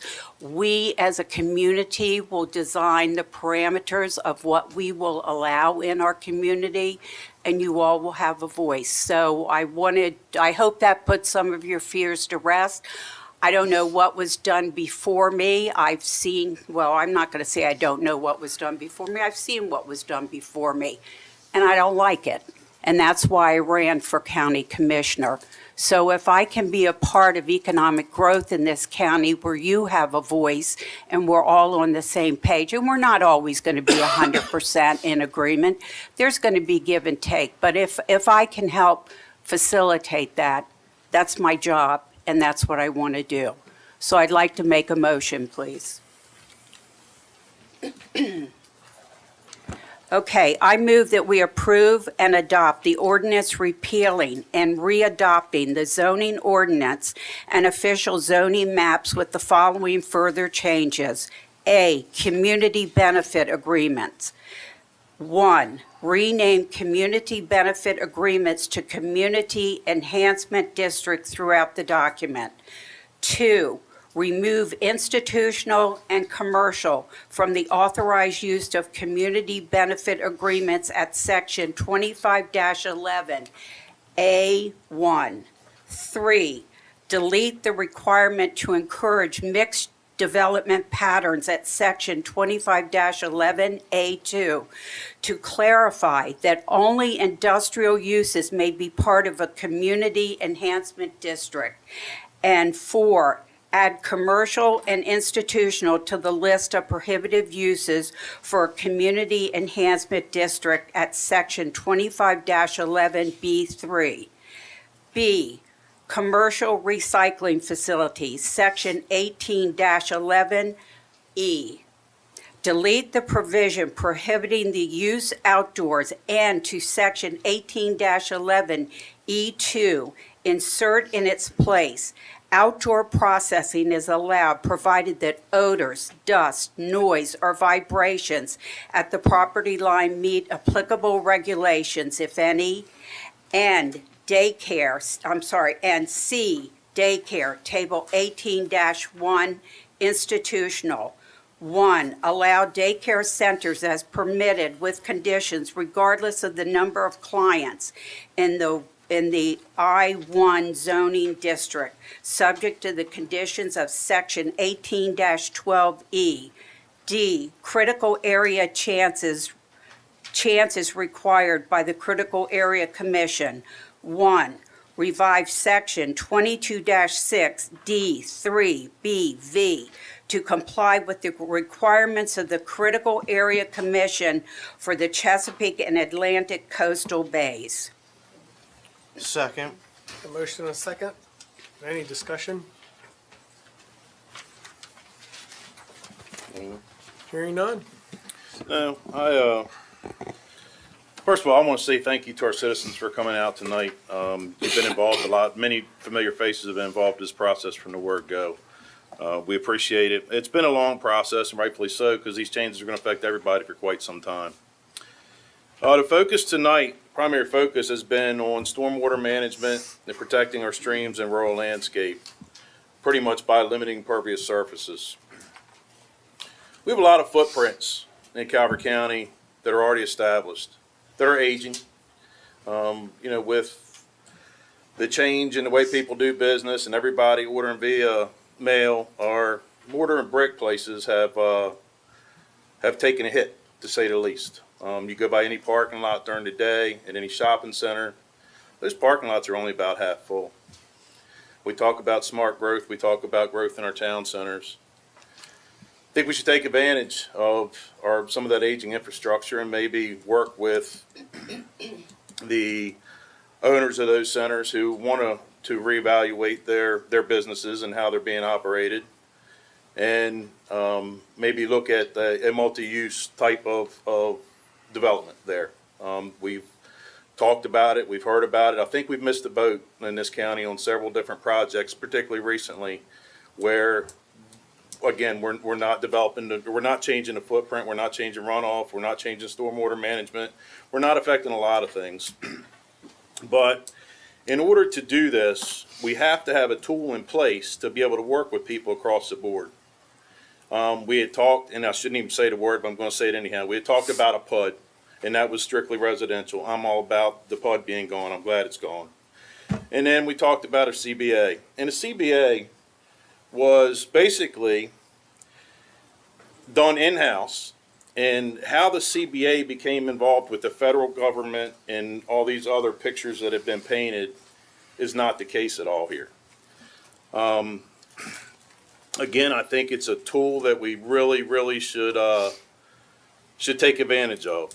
While I agree with some of the motion that was made, I'd like to make a couple of amendments to that motion as well. So I'd like to move that we amend the motion to add mixed-use development to the list of authorized uses in section 25-11. To not remove commercial from the list of uses allowed in that section. Again, that would go into what I just discussed. And don't add it to the prohibited list. And do not delete the requirement to encourage mixed development patterns in section 25-11A2 to clarify, not only allowing industrial uses as part of a community enhancement district. Second. I have a motion, a second, discussion? I do. I have discussion as well. So, of somebody who actually has a business in a shopping center, and I have for 15 years, no disrespect to my landlord or anybody else, but it is strictly a business.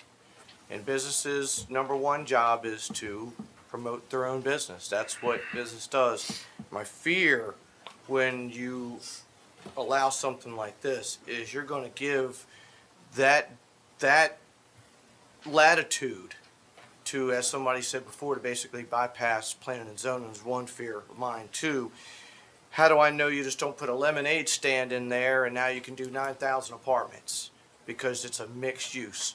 I don't want a vague document, me personally. I like a very clear-cut, concise.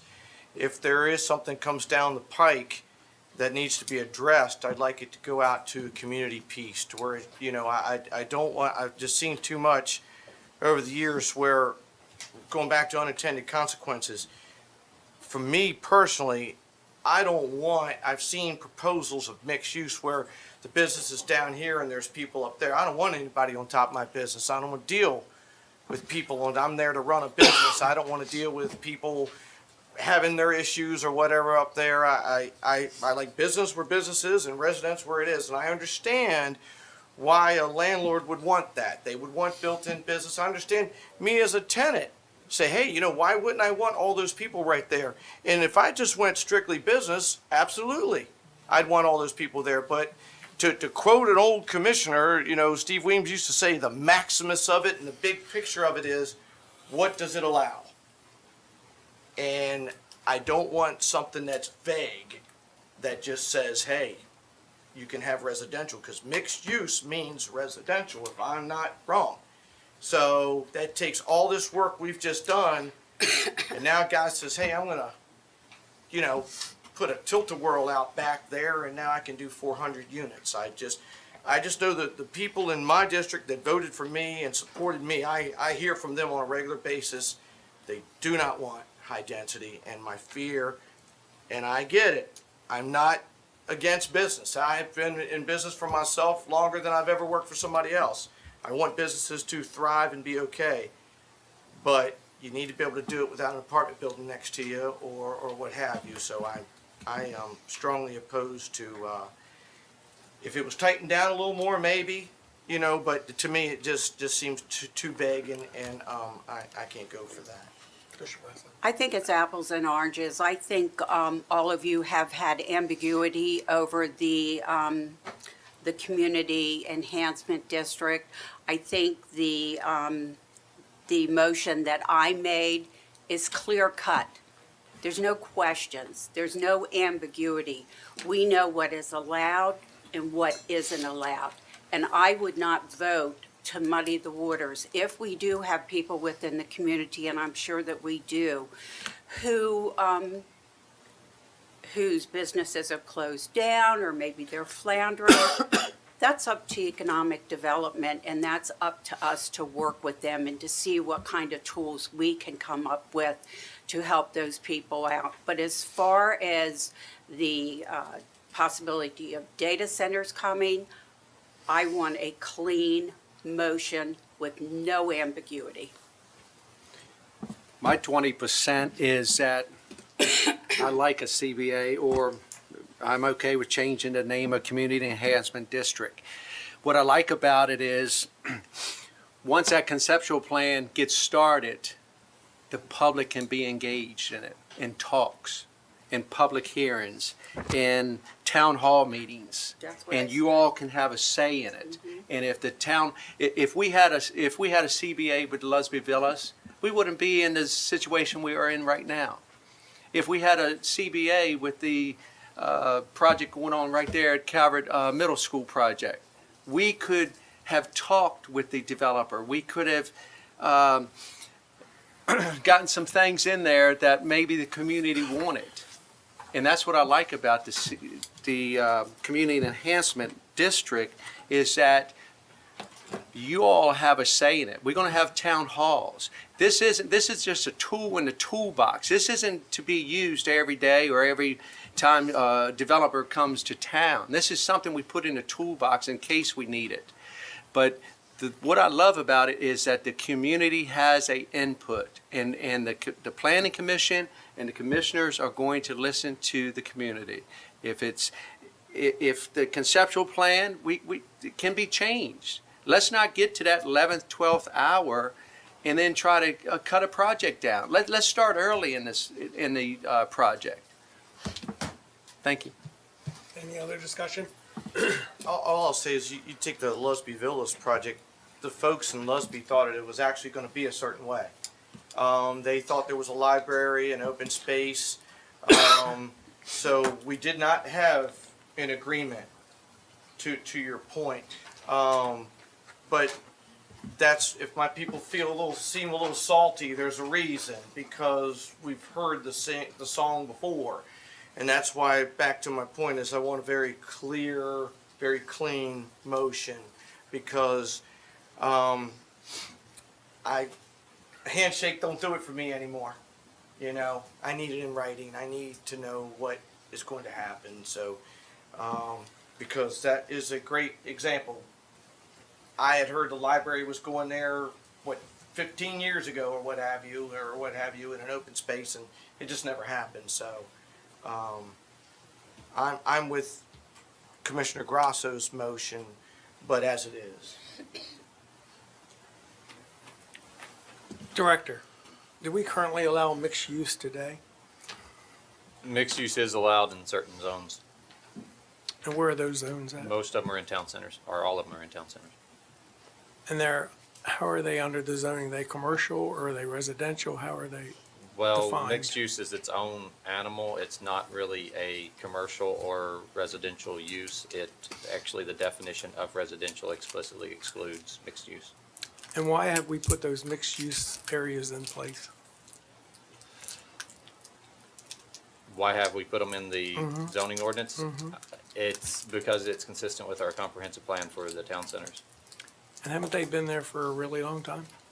They've been here for longer than I have, which is a very short time, but my understanding is they have been here for a very long time. But nobody's ever done one, a project? Not to my knowledge. And what? Okay. It's just like in town centers, if I'm not mistaken, assisted living facilities are allowed to be built there. There's been no desire for them because you can't make money off of assisted living facilities. But it's in there for a reason, to bring everything into the town center and not have everything all over the county. Right, it's to create a walkable community inside a town center where your growth is supposed to go. That's correct.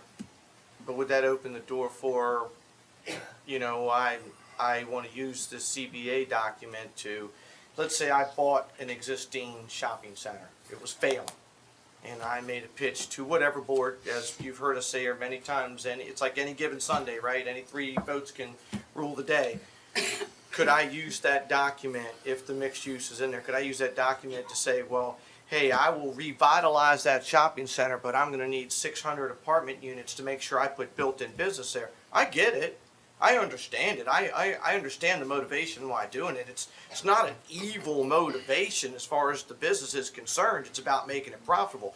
Unfortunately, unintended consequences are you don't have the infrastructure for it, as we've said it a million times, you know, the roads, this, that, and the other. But wouldn't that open the door for a guy say, you know, hey, I'll buy it and I'll do X, Y, Z, but you've got to allow me to put all of this high density in there? Wouldn't that allow that? Well, first of all, assuming the name is Community Enhancement District, is a floating zone on top of an existing zone. So it'd have to be allowed in the underlying zone first. Assuming that it is, there's a path to have a mixed residential and commercial use. Right, but you can manipulate that zoning with that document, correct or no? You couldn't manipulate the underlying zone. It would have to be allowed in that particular So zone. if the zoning is 4 units an acre, as was voted on before, and I buy said shopping center, and I have 15 acres that come with it or whatever, you're telling me basically I'm 4 times 15 or whatever the stormwater management allows, CBA would not allow me to manipulate that and say, hey, I want to do 14 units an acre, and now we're right back to where we were? Well, if the underlying zone was allowed for mixed use, you could have some flexibility on the density. And some means? I mean, Right. as much as And then I agreed go upon. flashback to 10 years ago and a young Mike Hart standing right outside a place, and I had a delegate and a commissioner telling me, you got a problem, young man. I do. I just got here. How can I have a problem? Well, you need X, Y, Z and 1, 2, 3. Well, what is that about? And they're building a $3.4 billion liquid natural gas plant I'd never heard of before. And you talk about being way above my pay grade and learning on the fly, and that's what I'm talking about. So that is my fear. When you have mays and could-haves and you open the door, and the one thing I have learned, that if there's a crack in the door, somebody kicks it open if there's a dollar to be made, and sometimes things are bigger than money, and that's the way of life. I plan to die here, and that's just more important to me. So that's what I thought. Thank you. So we currently allow 4 Correct. over top of commercial, Well, you allow 4, period. but can I put 4 over top my You commercial? could put 4 over top of commercial. And Commissioner Hart is concerned about somebody could turn that into 24. So what if we cap that? You could do that. Can you? You could put a cap in there at whatever percentage you think or whatever number you think for that particular. But who has to say on that? Just the board, right? So once again, I want to I'll buy my shopping center. But you got a cap of 4. I need you to relax that. You have a CBA in place, so can you expand that to 24? Basically, I do a public hearing.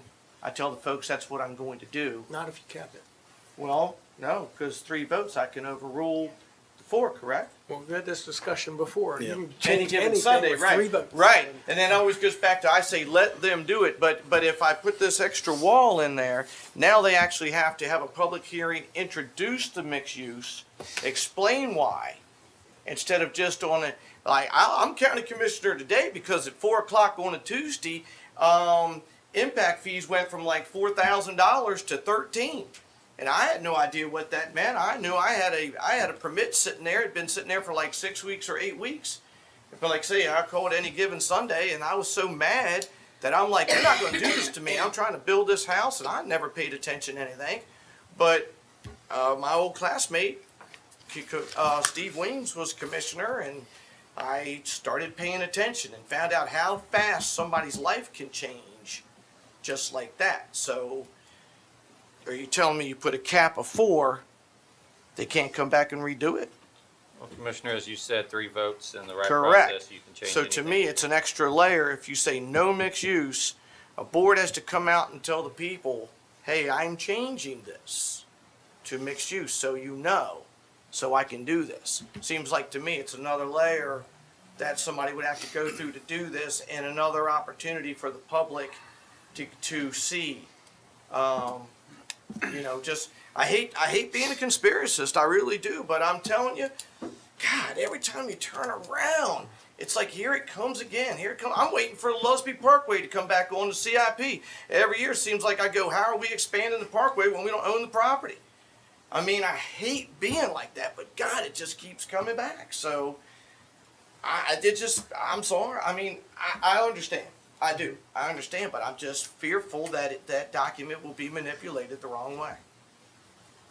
Because, like you say, what if you folks aren't watching that Tuesday? I mean, I hate being like that. I mean, but, so. So what's the issue with commercial and institutional? I just think it's cleaner just to leave it the way that it is, just industrial. So what's the issue? I don't want it to be manipulated, so you can go back to say, okay, if you throw commercial in there, that opens the door for everything. What's the definition of commercial? I mean, anything that generates dollars of business, right? Or a service. Give me one moment. I'm gonna challenge either one of these two to my left to find it faster than I can find it. Don't put them on the spot.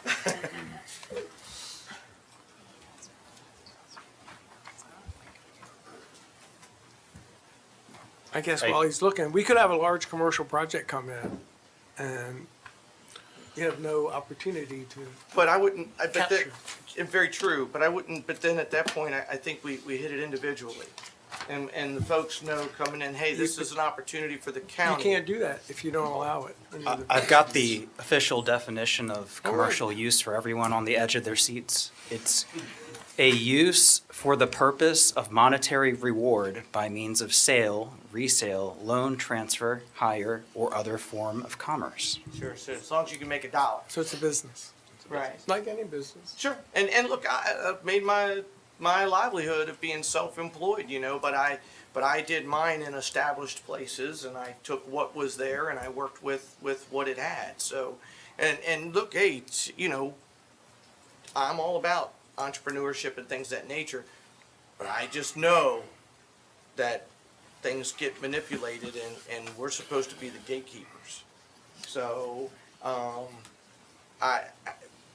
that's a broad stroke. I don't know why it would be so hard for us not to go back and go, okay, we have this document in place, but hey, there's a place that's gonna generate free energy to everything, and it's great, and it's gonna cure cancer and everything else like that. Why we couldn't address it as a single issue instead of opening up the door for anything and everything? Is that possible? Mr. County Attorney? It's called spot zoning. It's not permitted.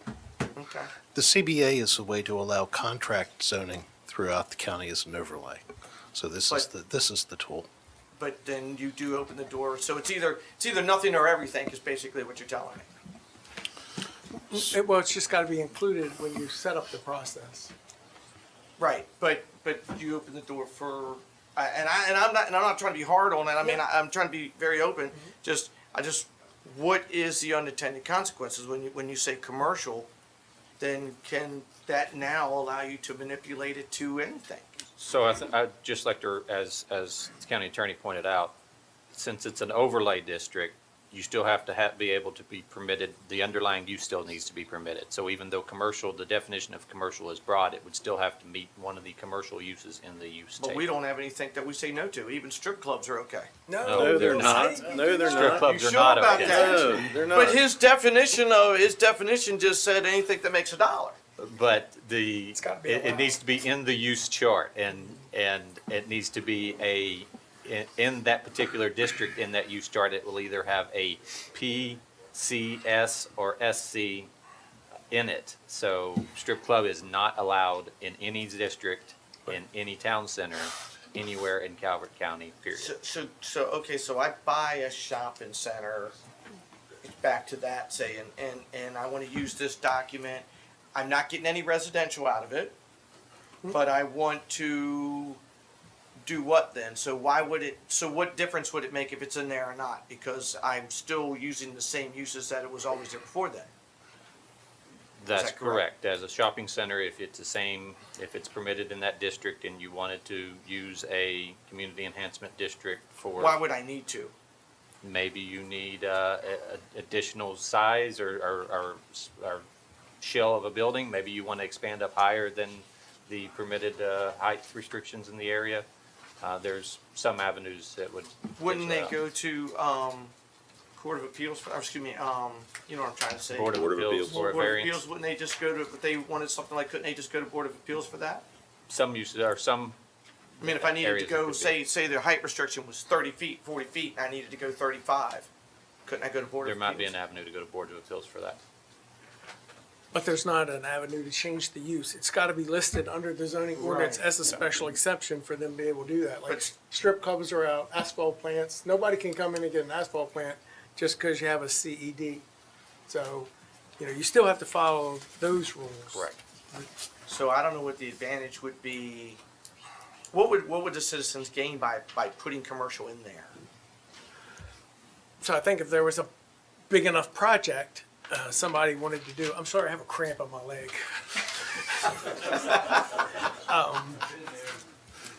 Thank you. I mean, just like with the data centers, we see an opportunity that may exist. And I'm not saying there is any large projects coming to Calvert County in the town centers. And as the speaker mentioned, you know, it's a disadvantage for a small business because they can't afford.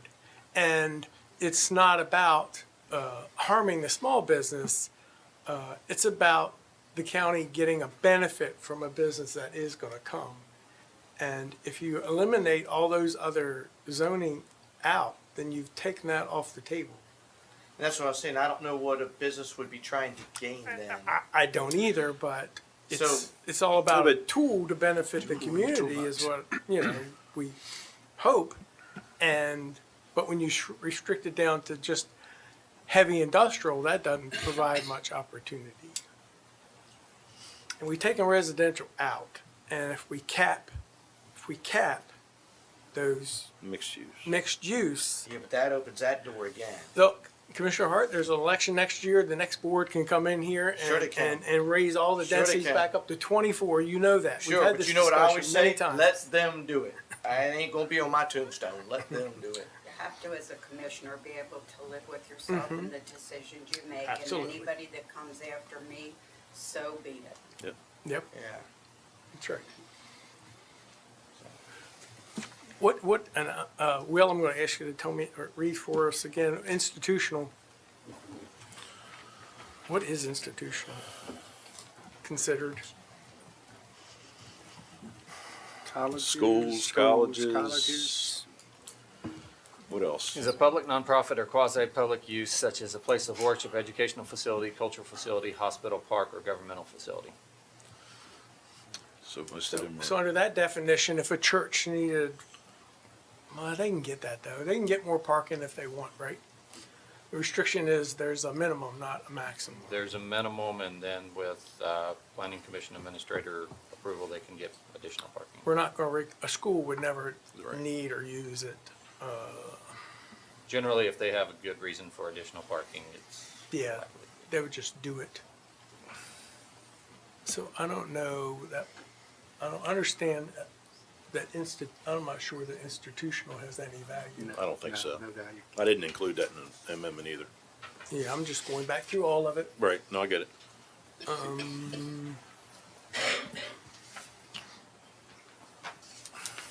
All right, any other discussion? I'm done. So everybody understands the motion. Right now, we're voting on the amendment to So we're Commissioner voting on Gaucher's motion. Commissioner Ireland's. Commissioner Ireland's. Okay.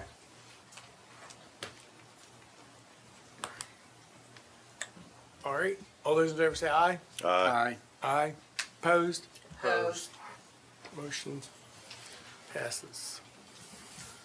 So now we're back to the amended motion. So would that be D, or are we gonna start at the top?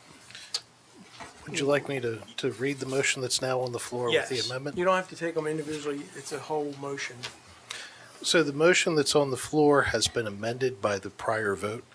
The motion is, I move that we approve and adopt the zoning ordinance repealing and readopting the zoning ordinance and the official zoning maps with the following further changes. Rename community benefit agreements to Community Enhancement District throughout. Remove institutional from the authorized use of the Community Enhancement District at Section 25-11A1. Add institutional to the list of prohibited uses for Community Enhancement District at Section 25-11B3.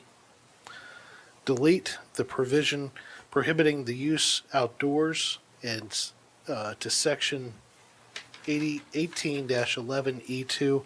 Insert in its place, outdoor processing is allowed provided that odors, dust, noise, vibrations at the property line meet applicable regulations, if any. Semicolon, and. Next, allow daycare centers as permitted with conditions regardless of the number of clients in the I-1 zoning district, subject to the conditions of Section 18-12E, as in Edward. And finally, revise Section 22-6D3BV to comply with requirements of Critical Area Commission for the Chesapeake and Atlantic Coastal Bays. Just for clarity, on 3 of that top section, the third, that's out of the picture. I did Okay. not read that. That is not part of the motion on the floor because of the motion to amend. Okay. You already got a second, correct? And there is already a second. We're still in discussion, right? Correct. So we talked earlier about the cap on density to 4 units. Correct. Can we add that, sir? Make a motion to amend. Make a motion to amend that motion to include the cap of 4 units. Well, right now, we're voting on the amended Correct. motion. Correct. So you can amend that. You don't have to amend the amendment. You just amend the. Correct. Correct. So the motion to amend, the further motion to amend would be to cap the the mixed-use development to not to exceed 4 units per acre. Yes.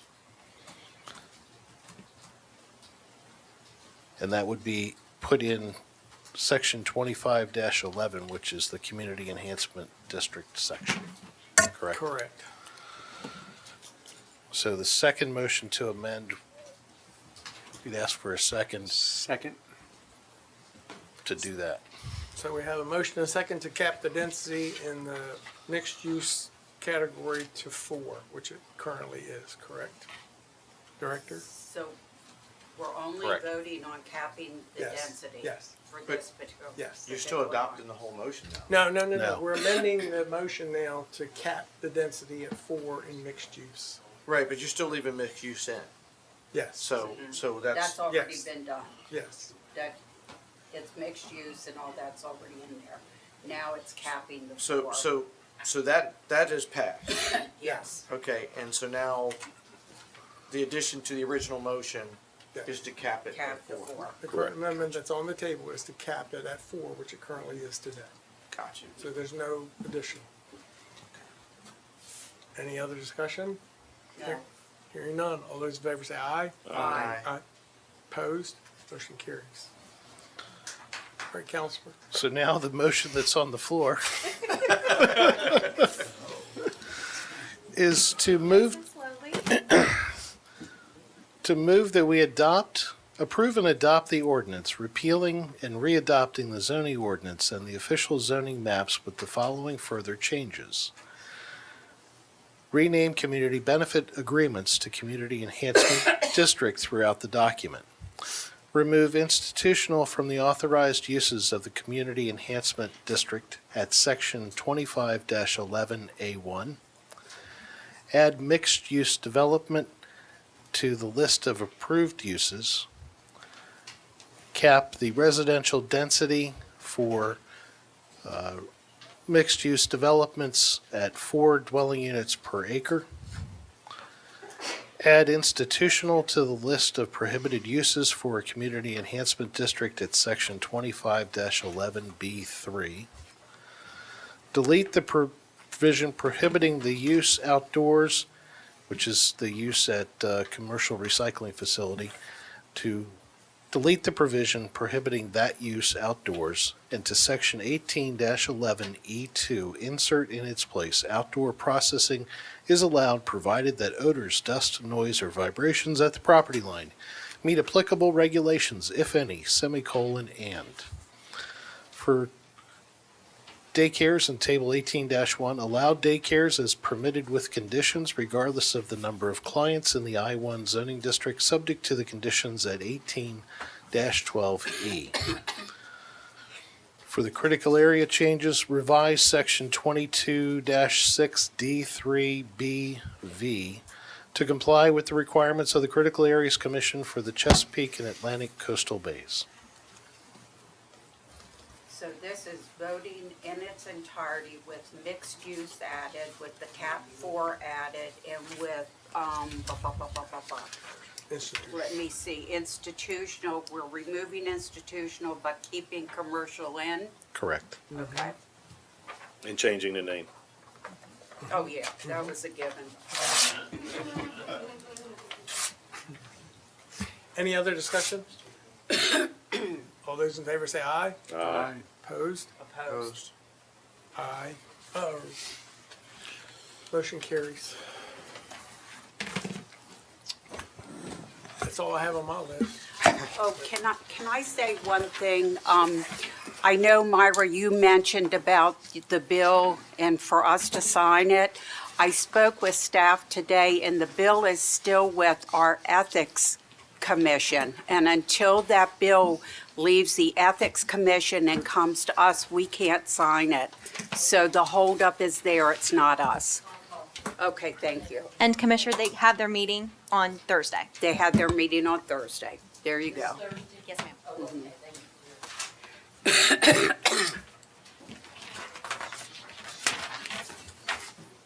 All right. Have a motion to adjourn? Motion to adjourn, sir. A motion and a second to adjourn. Any discussion? All in favor say aye. Aye. Opposed? Thank you, ladies and gentlemen. Thank you all tonight for coming out very Thank much. you. Thank you. Thank